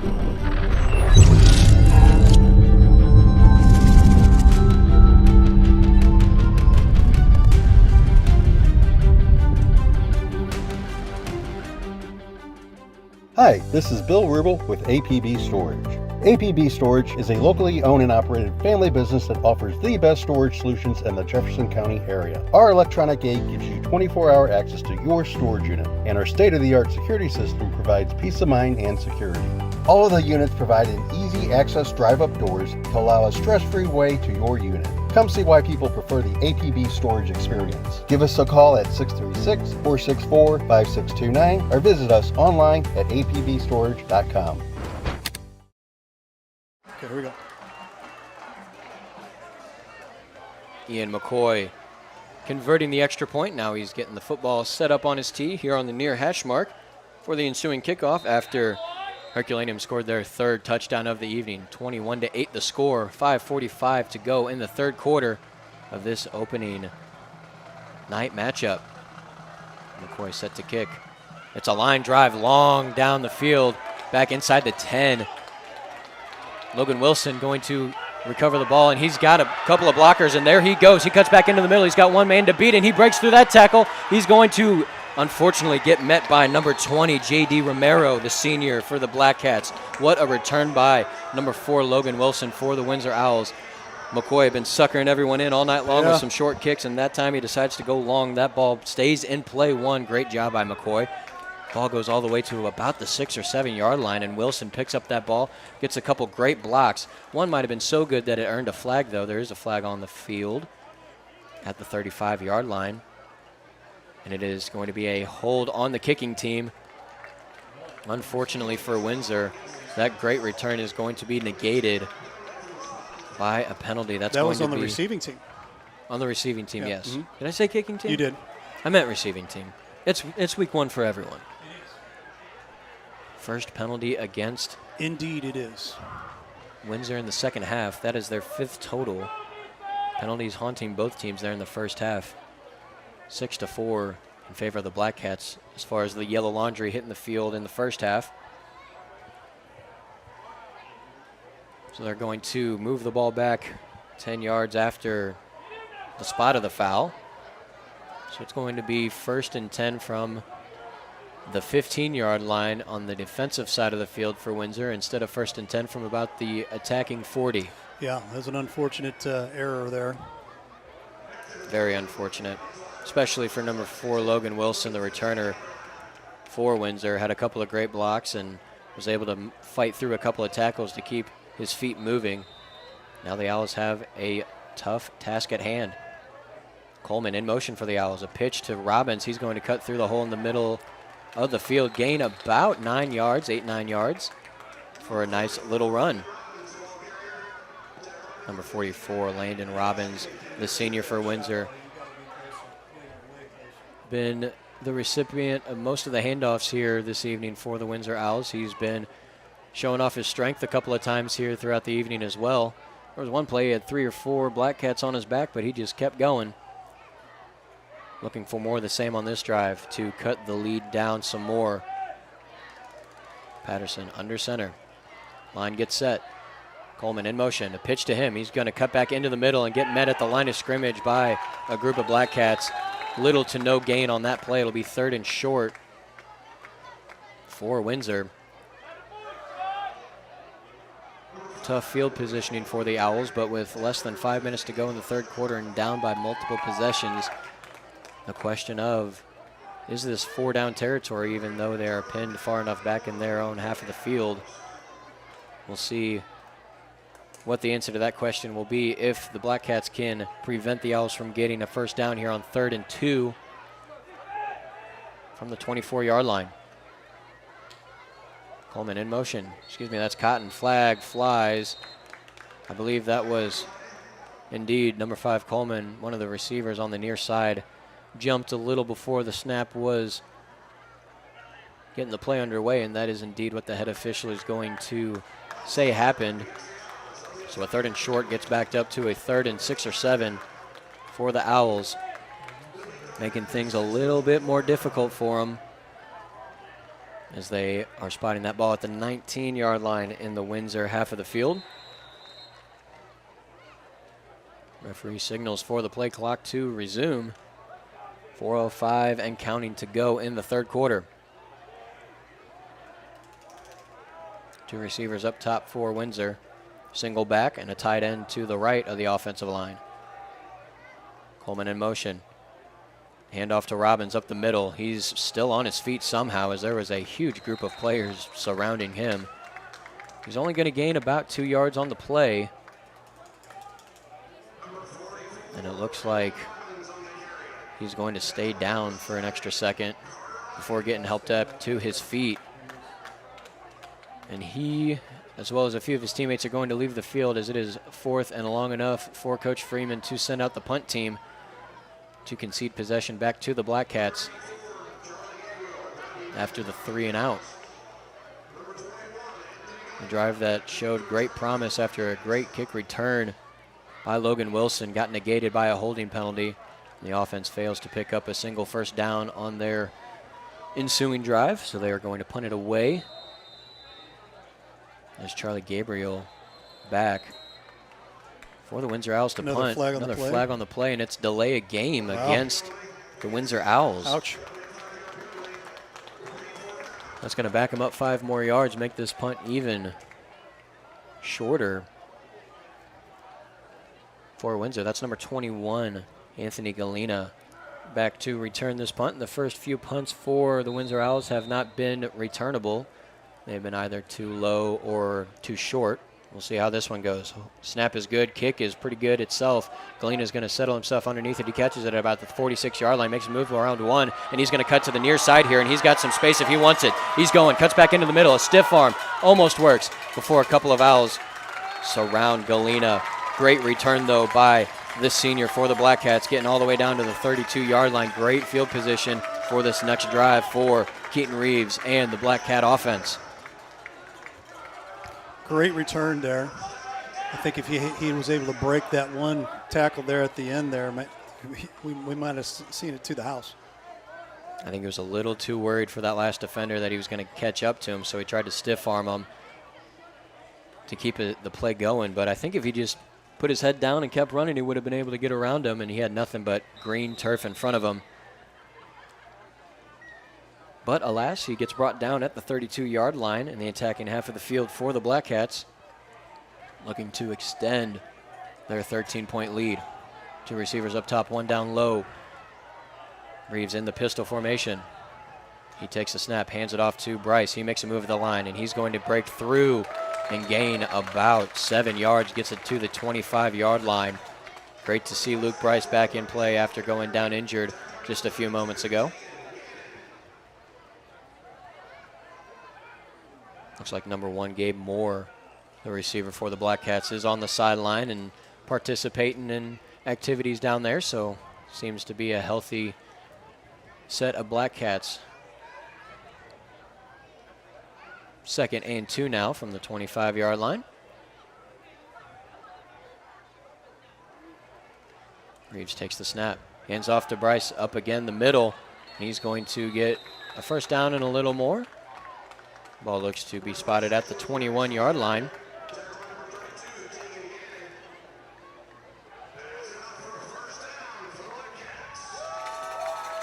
Brand new set of downs for the Black Cats as they are inches away from the red zone again. As the clock ticks down, there is a minute and 45 seconds to go here in the third quarter. 21-8 your score here in Herculaneum, Missouri. Black Cats look to get a win in their first game of the season. Reeves with a quarterback keeper. He's going up the middle, gets a couple of yards, but then gets brought down by a group of Owls. Brand new turf here in Herculaneum, Missouri. The Black Cats looking to put a W on the score sheet in its first ever appearance for a football game. Yeah, how about that? And we're here to cover it. I love that part. And we're here to cover it. That's right. It's a long time coming. I remember so many years out here that, in fact, I ran into Coach Stan Helms, who was the coach at the time when I was going to school out here many moons ago. And he would be yelling at everybody, especially during track season, get off that field, I'm trying to grow some grass. Bryce with the handoff. He's going to make a spin move at the line and then gets met by an Owl linebacker who takes him down. That was number 71, Evan Wessels, the defensive lineman for the Owls, one of the mainstays here of this defense this season. Senior looking to make some impact plays as this game winds down. Under 30 seconds to go now in the third quarter. Play clock is about 3.5 seconds ahead of the game clock, though, so we will see at least one more play here to wrap up the third quarter. It's going to be 3rd and 7 from the 17-yard line. See what Reeves and this offense can do on this next play. Man in the motion, that's Liebert. Handoff is faked, and it's coming back to the near side. That's Mattingly. He's got a couple of blocks. Cuts inside to the 10, inside to about the 8-yard line. Goes out of bounds, so the clock will stop. Maybe the horn decided to go off instead. But the result of the play is going to be a first down and goal to gain, as that ball is going to be spotted at about the 8-yard line. We'll see if they throw some more time back up on the clock. In fact, there is a flag on the play, and I believe the official is going to signal for offensive holding. So instead of a first down and goal, it's going to be a third down and really long. It's going to back them up all the way to the 30-yard line exactly. Official asking the timekeeper to put 3 seconds back on the clock, so there will be one final play in the third quarter. Third and about 18, 19 yards to go.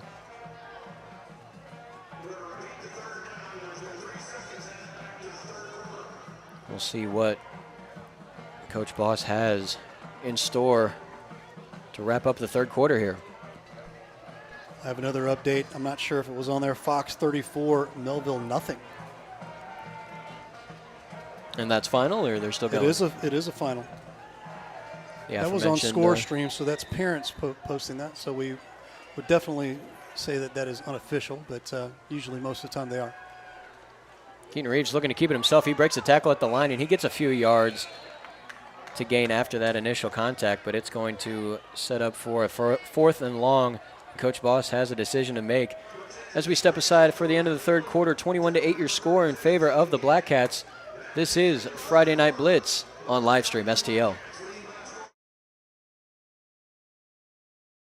B&M Auto Body and Collision, located at 10290 Business 21 in Hillsboro. Your local family-owned body shop. We work for you, not your insurance company. It's your choice who repairs your vehicle, not your insurance. Come see us for all your collision and auto body needs. Call us today at 636-797-8222. B&M Auto Body and Collision, the body shop that works for you. After Friday Night Blitz, check out the Friday Night Blitz postgame at 10 p.m. Our Friday Night Blitz announcers will catch up with coaches from around the area and grab some postgame interviews to cap off another Friday night football frenzy. That's the Friday Night Blitz postgame show at 10 p.m. on Livestream STL.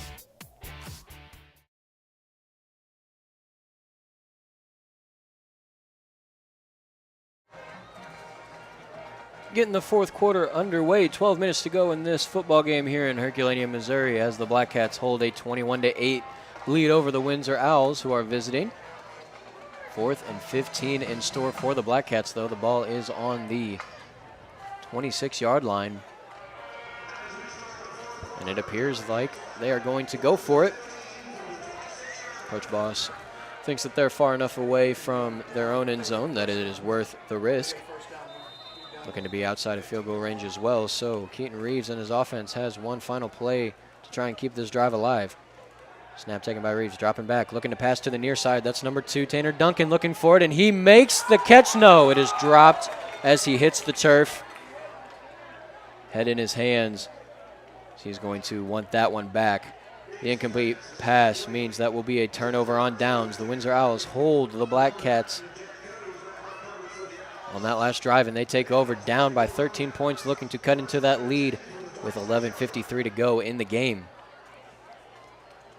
Tanner Duncan, most notably a basketball and baseball star for the Black Cats, as he, as told by Coach Boss, joining the football team here for his junior season, looking to make an impact early, but unfortunately was not able to corral that football in time. Great defensive pressure, by the Windsor Owls. Couldn't catch a number on that defender, but still a great job by the DBs in the Windsor Owl camp.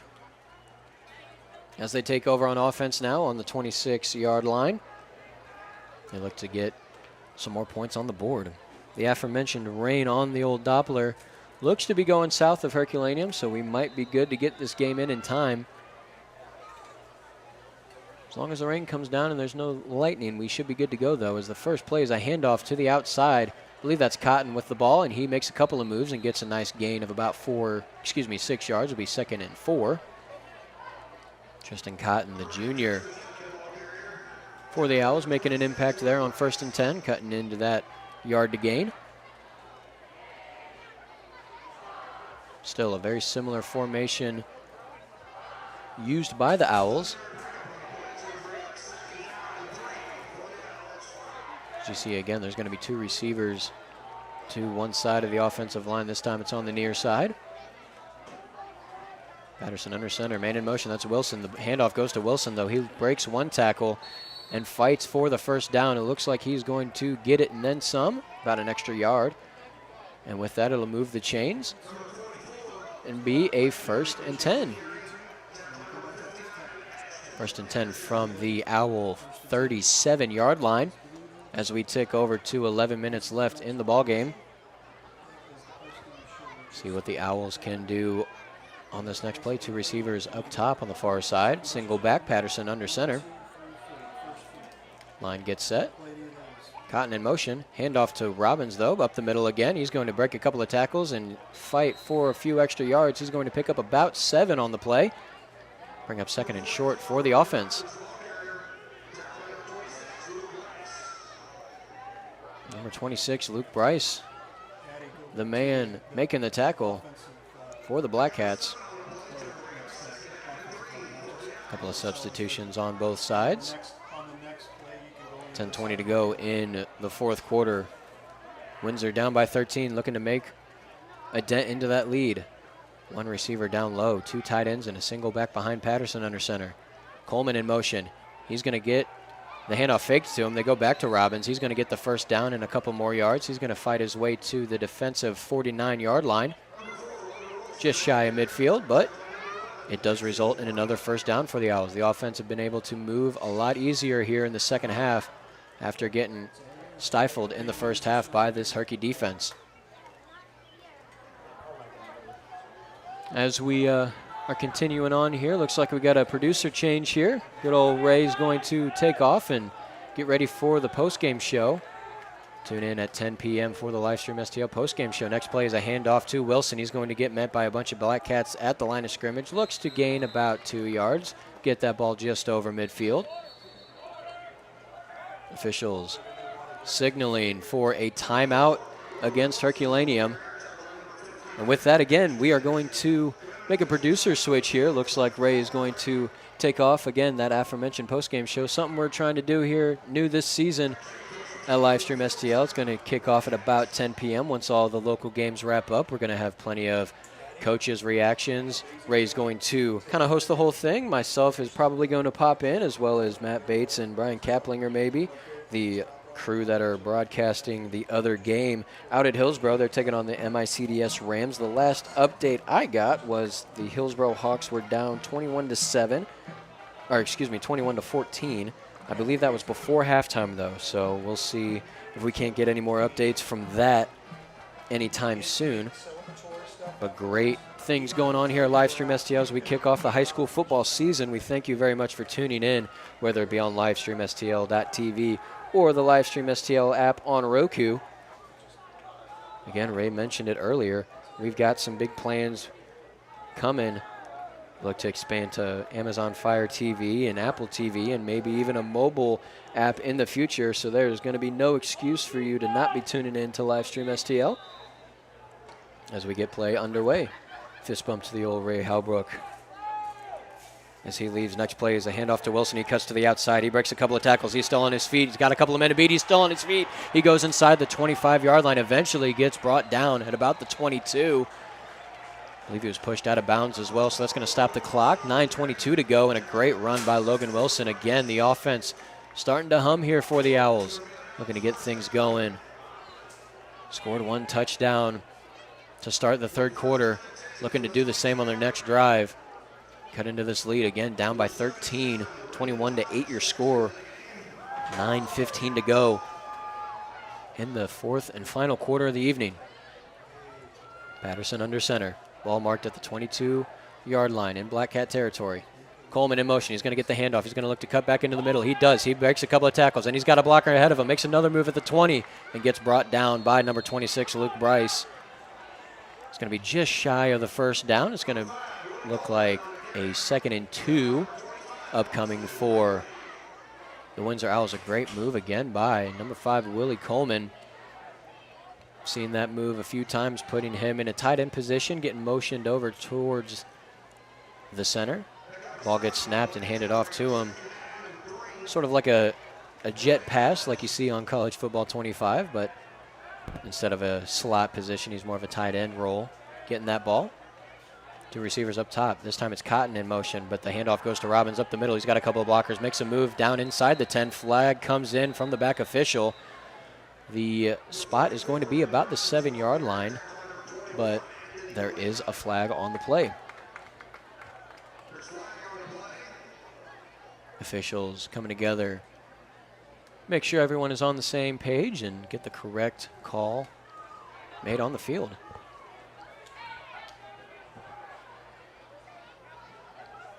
I believe that is a face mask that they're going to call. PA announcer agrees with me. If you could hear him, he says face mask as well. That ball's going to be spotted at about the 3-yard line for first and goal for the Windsor Owls.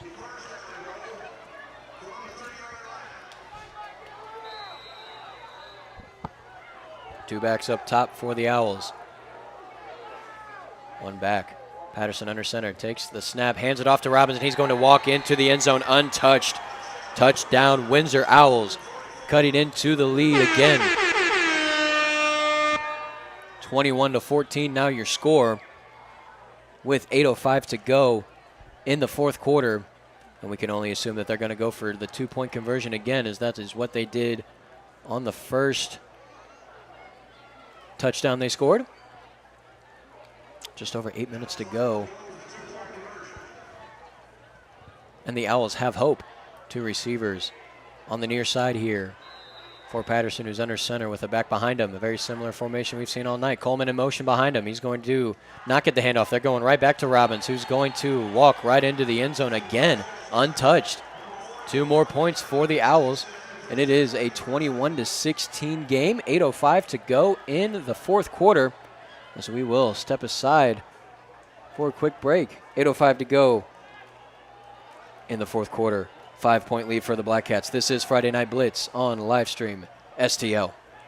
B&M Auto Body and Collision, located at 10290 Business 21 in Hillsboro. Your local family-owned body shop. We work for you, not your insurance company.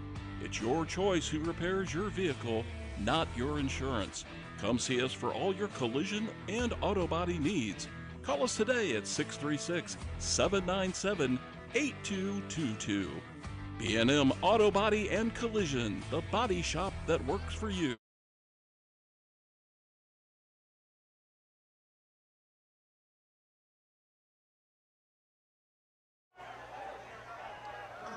Back here in Herculaneum, Missouri, where the Windsor Owls, who are visiting in this home opener, have just scored another touchdown to cut the lead down to 5 points. 21-16 your score, as the ball will change over towards Herculaneum again.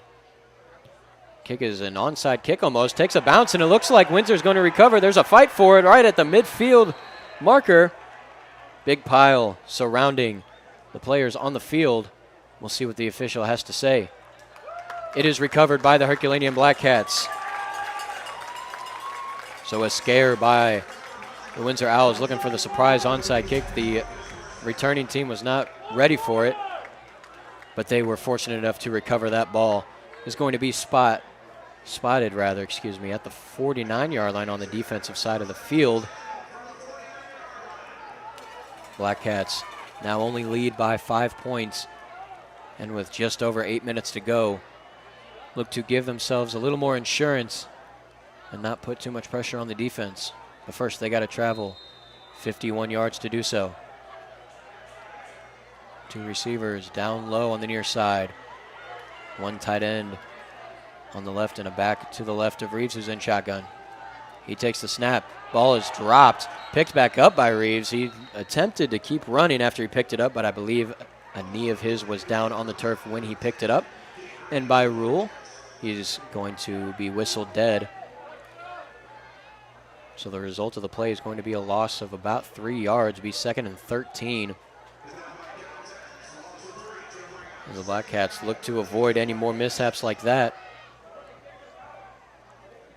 Only saving grace is the clock continues to run, but so does the play clock. The quarterback's not even in the huddle to give the play. There is 10 seconds to go on the play clock. Everyone hurries to the line looking to get the play off in time. 5 seconds on the clock. Everyone's in position.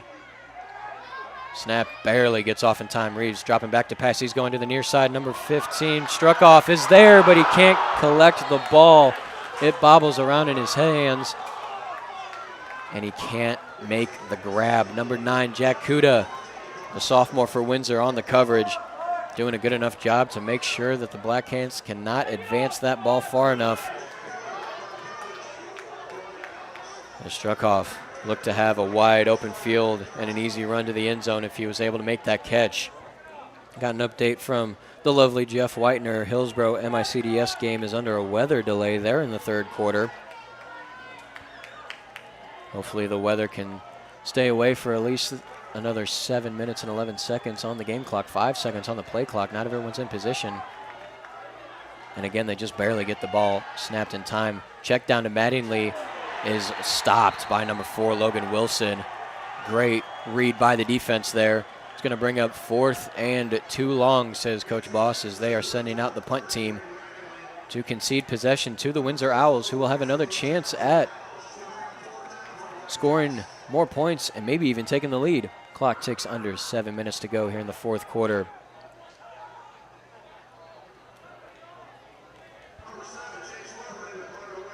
Number 7, Chase Lubert in the backfield to punt for the Black Cats. I believe that's number 4, Logan Wilson. In the backfield for Windsor to return it. 2 seconds and 1 on the play clock. They just barely get the snap off in time. Lubert with the punt is a high and long one. Wilson's going to have to back up a couple of steps. He picks it up. He drops it at the 15, and it is picked up by Herculaneum at the 15-yard line. Herculaneum is going to keep the ball, and they are going to get the ball in great field position. Number 21, Anthony Galena, the senior, picks up the muffed kick by Logan Wilson. A rare mistake by the junior leads to his team remaining on defense. And the Herculaneum Black Cats are going to be in the red zone. Great field position after the fortunate turn of events for Herculaneum. 6:13 to go in the fourth quarter. But hold the phone, there is a flag on the play. And it is against Herculaneum. Unbelievable.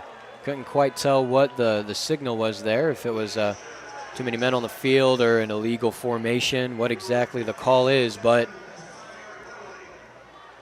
what looked at first to be a very fortuitous play for the Herculaneum Black Cats is going in favor of the Windsor Owls. Not only will they get another chance at returning a punt, but the Herculaneum Black Cats are going to get backed up a few yards as well. Looks like it's going to be a 5-yard penalty.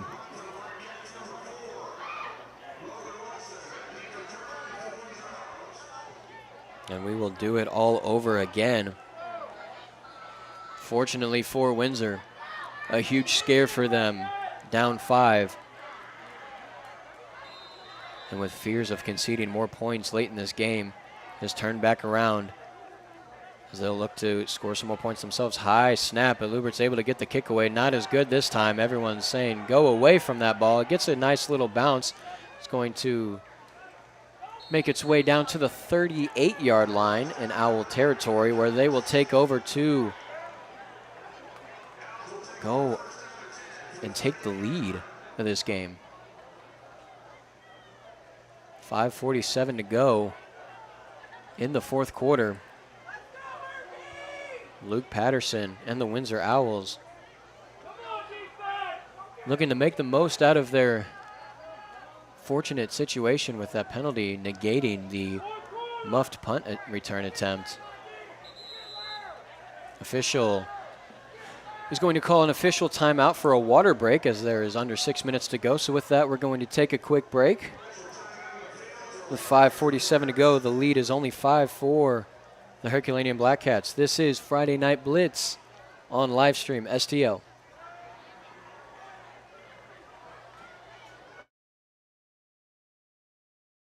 Hi, this is Bill Rubel with APB Storage. APB Storage is a locally owned and operated family business that offers the best storage solutions in the Jefferson County area. Our electronic gate gives you 24-hour access to your storage unit, and our state-of-the-art security system provides peace of mind and security. All of the units provide an easy access drive-up doors to allow a stress-free way to your unit. Come see why people prefer the APB storage experience. Give us a call at 636-464-5629 or visit us online at apbstorage.com.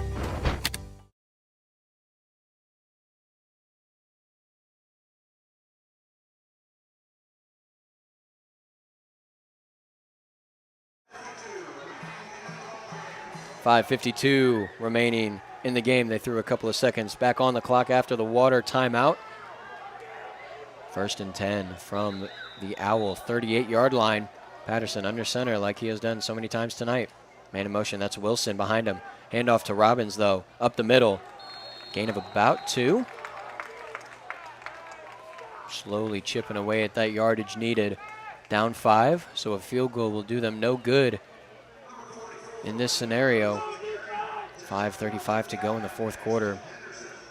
2 timeouts for the Windsor Owls, 1 timeout remaining for the Black Cats as we get to the ending of this football game. Patterson under center. Wilson in motion. This time he gets the pitch. He's going to cut back through the middle. Gets a couple of blockers to help him advance the ball a few more yards. They're going to spot him at the Owl 44-yard line. bring up a 3rd and 4 for the Windsor Owls. Windsor offense has definitely found their rhythm here in the second half, getting 0 points to their name in the first half, but scoring 2 touchdowns here in the third and fourth quarters. Looking to do the same again and take the lead of this football game. Wilson in motion. He's going to get the sweep to the far side, makes him move it at the 45-yard line. He's around everyone, gets brought out of bounds inside Black Cat territory. The official is going to spot him at the Black Cat 41-yard line, and that is good enough for a first down. Nice run there by Logan Wilson. In motion, usually you see him go around and behind the tailback. This time he cut in between them, gets the handoff from Patterson. Gets a couple of blockers as well as he finds his way to the outside on the far side of the field and picks up a first down and then some. First down and 10 from the Black Cat 41. 2 receivers down low this time for the Owls. Patterson under center. Line gets set. Coleman in motion. He goes around the tailback, but they give it to him instead. 44 Robbins looking to break a couple of tackles, but he gets stuffed at the line of scrimmage by some Black Cats as the officials say no gain, no loss on the play. 2nd and 10 for the Windsor Owls. Luke Bryce again, the main man on the tackle for the Black Cats. He's doing it all on both sides of the ball, playing a linebacker role on defense and the main running back on offense. Doing a little bit of everything, and he's doing it well. 2nd and 11 for the Windsor Owls.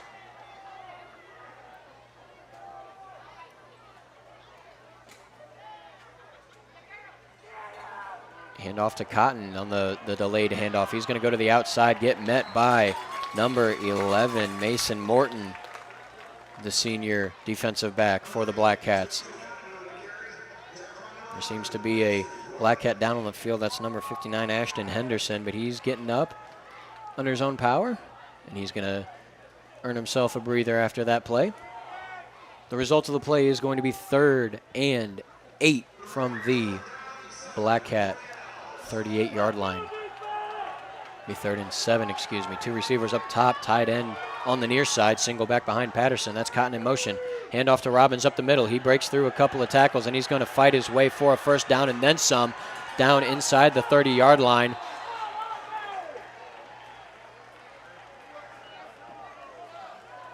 Some Black Cats on the sidelines here suggesting that they got the ball back, like the ball came loose.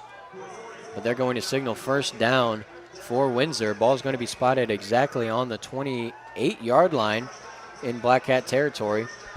As we trickle down to 3 minutes and counting to finish this game, the Owls are threatening, looking to take their first lead of the night. 10 seconds to go on the play clock. 2 receivers up top again. Tight end on the left side of the line, single back behind Patterson. Cotton in motion. Handoff to number 25 up the middle. And the ball comes loose. The ball is loose. And it looks like Windsor is going to keep the ball. That was Brian Schenk with the ball, getting the carry, and the ball pops out when he meets the defensive line of the Black Cats. It's going to be a loss of 1 on the play, but Windsor's going to keep the ball. That would have been tragic for them on this final, what you would think would be the final drive of the game, as we at 2:10 on the game clock. 2nd and 11 on the 29-yard line. Wilson in motion, but they give the ball to Robbins. He cuts through the line, and he breaks a couple of tackles, and before getting wide open space, he was brought down by number 2, Tanner Duncan, the last man back. Great tackle by him. It looks like there is an injured Black Cat on the field. That's number 11, Mason Morton, player who made a big tackle just a few plays ago. Seems to be in a bit of pain as the players kind of make their way back to their respective sidelines. And we'll see how Mason Morton is looking. While we do have a second, though, we do want to remind you once again, we're coming down to the final moments of the game. We want to remind you the post-game show, something brand new this season for Livestream STL, the Friday Night Blitz post-game show. Make sure you tune in. Ray is on his way back to his house to set it all up in studio. Should kick off at about 10 p.m. We'll get thoughts and reactions from coaches and commentators like myself and others around the area on all of tonight's games. Make sure you check in 10 p.m. Morton able to leave the field under his own power, which is very good to see.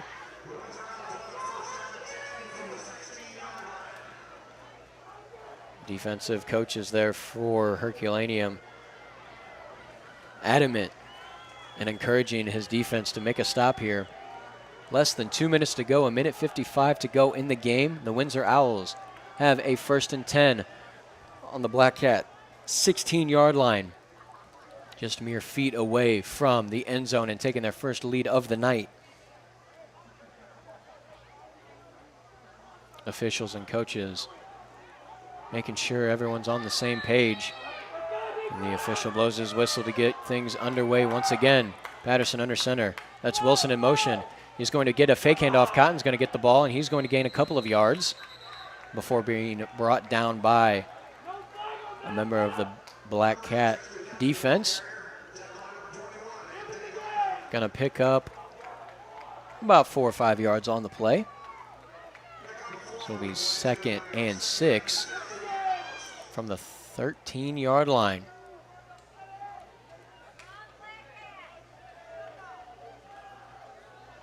Crunch time now for the offense and defenses on this team. Who is going to make the play to change the game? Patterson under center. Cotton in motion. Handoff to Robbins up the middle. Breaks one tackle. Looking to break another, but he gets brought down just shy, if not at the first down marker. We'll see where the official spots the ball. Another Black Cat struggling to get up. Official calls for a timeout. And because the officials had to stop the clock, that's number 21, Anthony Galena, being forced to leave the field for at least one play.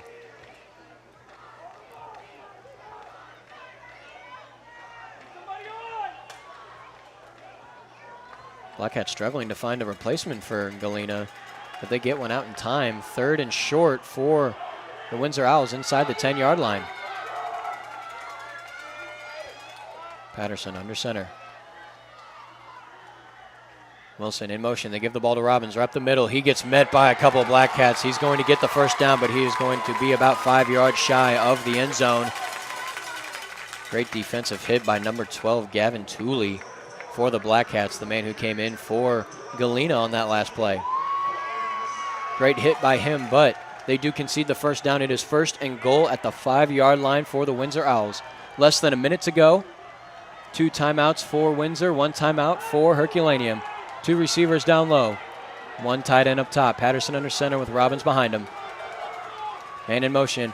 Give the ball to Robbins. He's fighting. He gets inside the 5 to about the 3, but he is stopped by a herd of Black Cats. I believe that is Luke Bryce and company again with the tackle. Timeout called by Windsor. Their 2nd timeout of the second half with exactly 30 seconds to go. 5-point lead. And with that, we'll take a quick break. 30 seconds exactly to go in this 5-point game.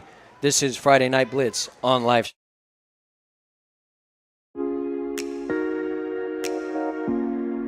The BLITZ Dental Care Team consists of dedicated individuals who are caring, kind, and friendly. Our staff is here to ensure a pleasant experience during your visit to our office. Our team includes experienced and energetic people whose goal it is to communicate well with our patients and provide the best care possible. Providing preventative, restorative, and cosmetic care. Schedule a visit by calling 636-937-3030 or find us on the web at breezedentalcare.com. Here we go. 30 seconds exactly remaining in the football game. Windsor are on the 3-yard line, down by 5. 21-16 your score. Windsor looking to score their 3rd touchdown of the evening and take their first lead of the game. Patterson under center, 1 back behind him. Man in motion, that's Wilson. The handoff to Robbins up the middle. He's going to fight his way into the end zone with some help from his quarterback. He eventually gets brought down inside the 2-yard line. Clock continues to run. Windsor does have one timeout left. Are they going to use it now? They're going to huddle up real quick. Get to the line of scrimmage quickly. 11 seconds and counting left in the ball game. Patterson under center looking to take the snap. Line gets ready. Man in motion. Handoff to Robbins. He fights through, and he gets the touchdown. Touchdown, Windsor Owls, with exactly 1 second left. For the first time of this ball game, the Windsor Owls are going to take the lead, and they're going to do so with exactly 1 second to go. Head coach from Herculaneum, enraged at the referee on the sideline judge nearest to him. He was trying to get a timeout called, but he just wasn't able to get it off. But never mind that. The Windsor Owls take the lead of the ball game, 22-21 the score, with 1 second to go. And they're going to go for 2, like they have done after the first 2 touchdowns. Try to make it a 3-point game. 1 receiver up top, 2 tight ends, and a back behind Patterson, who's under center. Man in motion, that's Wilson. They give the ball off to Robbins again. That's number 25, Shank. And he is not going to be able to get into the end zone, but it does not matter. The Windsor Owls take the lead of the football game with exactly 1 second left. Can you believe it? The Windsor Owls have been trailing this whole game. The offense was not able to get anything going the entire first half, putting up 0 points, and they have fought and clawed their way back into this football game and have taken the lead with 1 second left. The only hope for the Herculaneum Black Cats is that they can return this ensuing kickoff back to the house. This is the 5th straight meeting between the Black Cats and the Owls to open up their season respectively. The Owls have taken 3 of the last 4, and it looked like all the way up until moments ago they were going to drop this game, but they seem to be in great position to further that streak and have bragging rights over the Herculaneum Black Cats. Owls are getting set to kick off. That's number 17, Tim Cassi, the sophomore for the the Owls. As the Black Cats get in formation to return the kick, the deep man is Anthony Galena. The 2 in front of him are the quarterback Reeves and number 30, Mattingly. Here's the kick, and it's a squib up the middle. That's going to be caught by number 7. That's Lubert. He is going to get tackled at the 40-yard line. This ball game is over. The Windsor Owls were trailing this ball game for a grand total of 59 minutes and 59 seconds. But at the last second, they are able to fight and score a touchdown to take the lead and start the season off 1-0. What a win by Coach Freeman and his boys to get the season underway.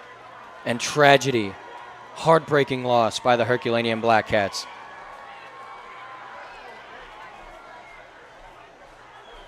Just as lightning and thunder are in the distance, the fireworks that concluded this football game will be one for the books. 22-21 your final score here in Herculaneum, Missouri, as the Windsor Owls steal a win from the Black Cats. As the 2 teams shake hands and wish each other luck for the rest of the season. One more time before we get out of here, we want to remind you of the post-game show, new this season here on Livestream STL. Should be getting underway in about 15 minutes with old Ray Halbrook setting up shop. And there's going to be plenty to talk about, not only in all of the high school games that have kicked off over the last 24 hours, but especially this one, as the Windsor Owls somehow miraculously come away with the win over the Herculaneum Black Cats. For Eli, for Addie, for Ray Halbrook earlier, my name is Drake Beekman. We thank you so much for tuning in on this edition of Friday Night Blitz. As we sign off, we will see you next time. Don't forget to check out the post-game show.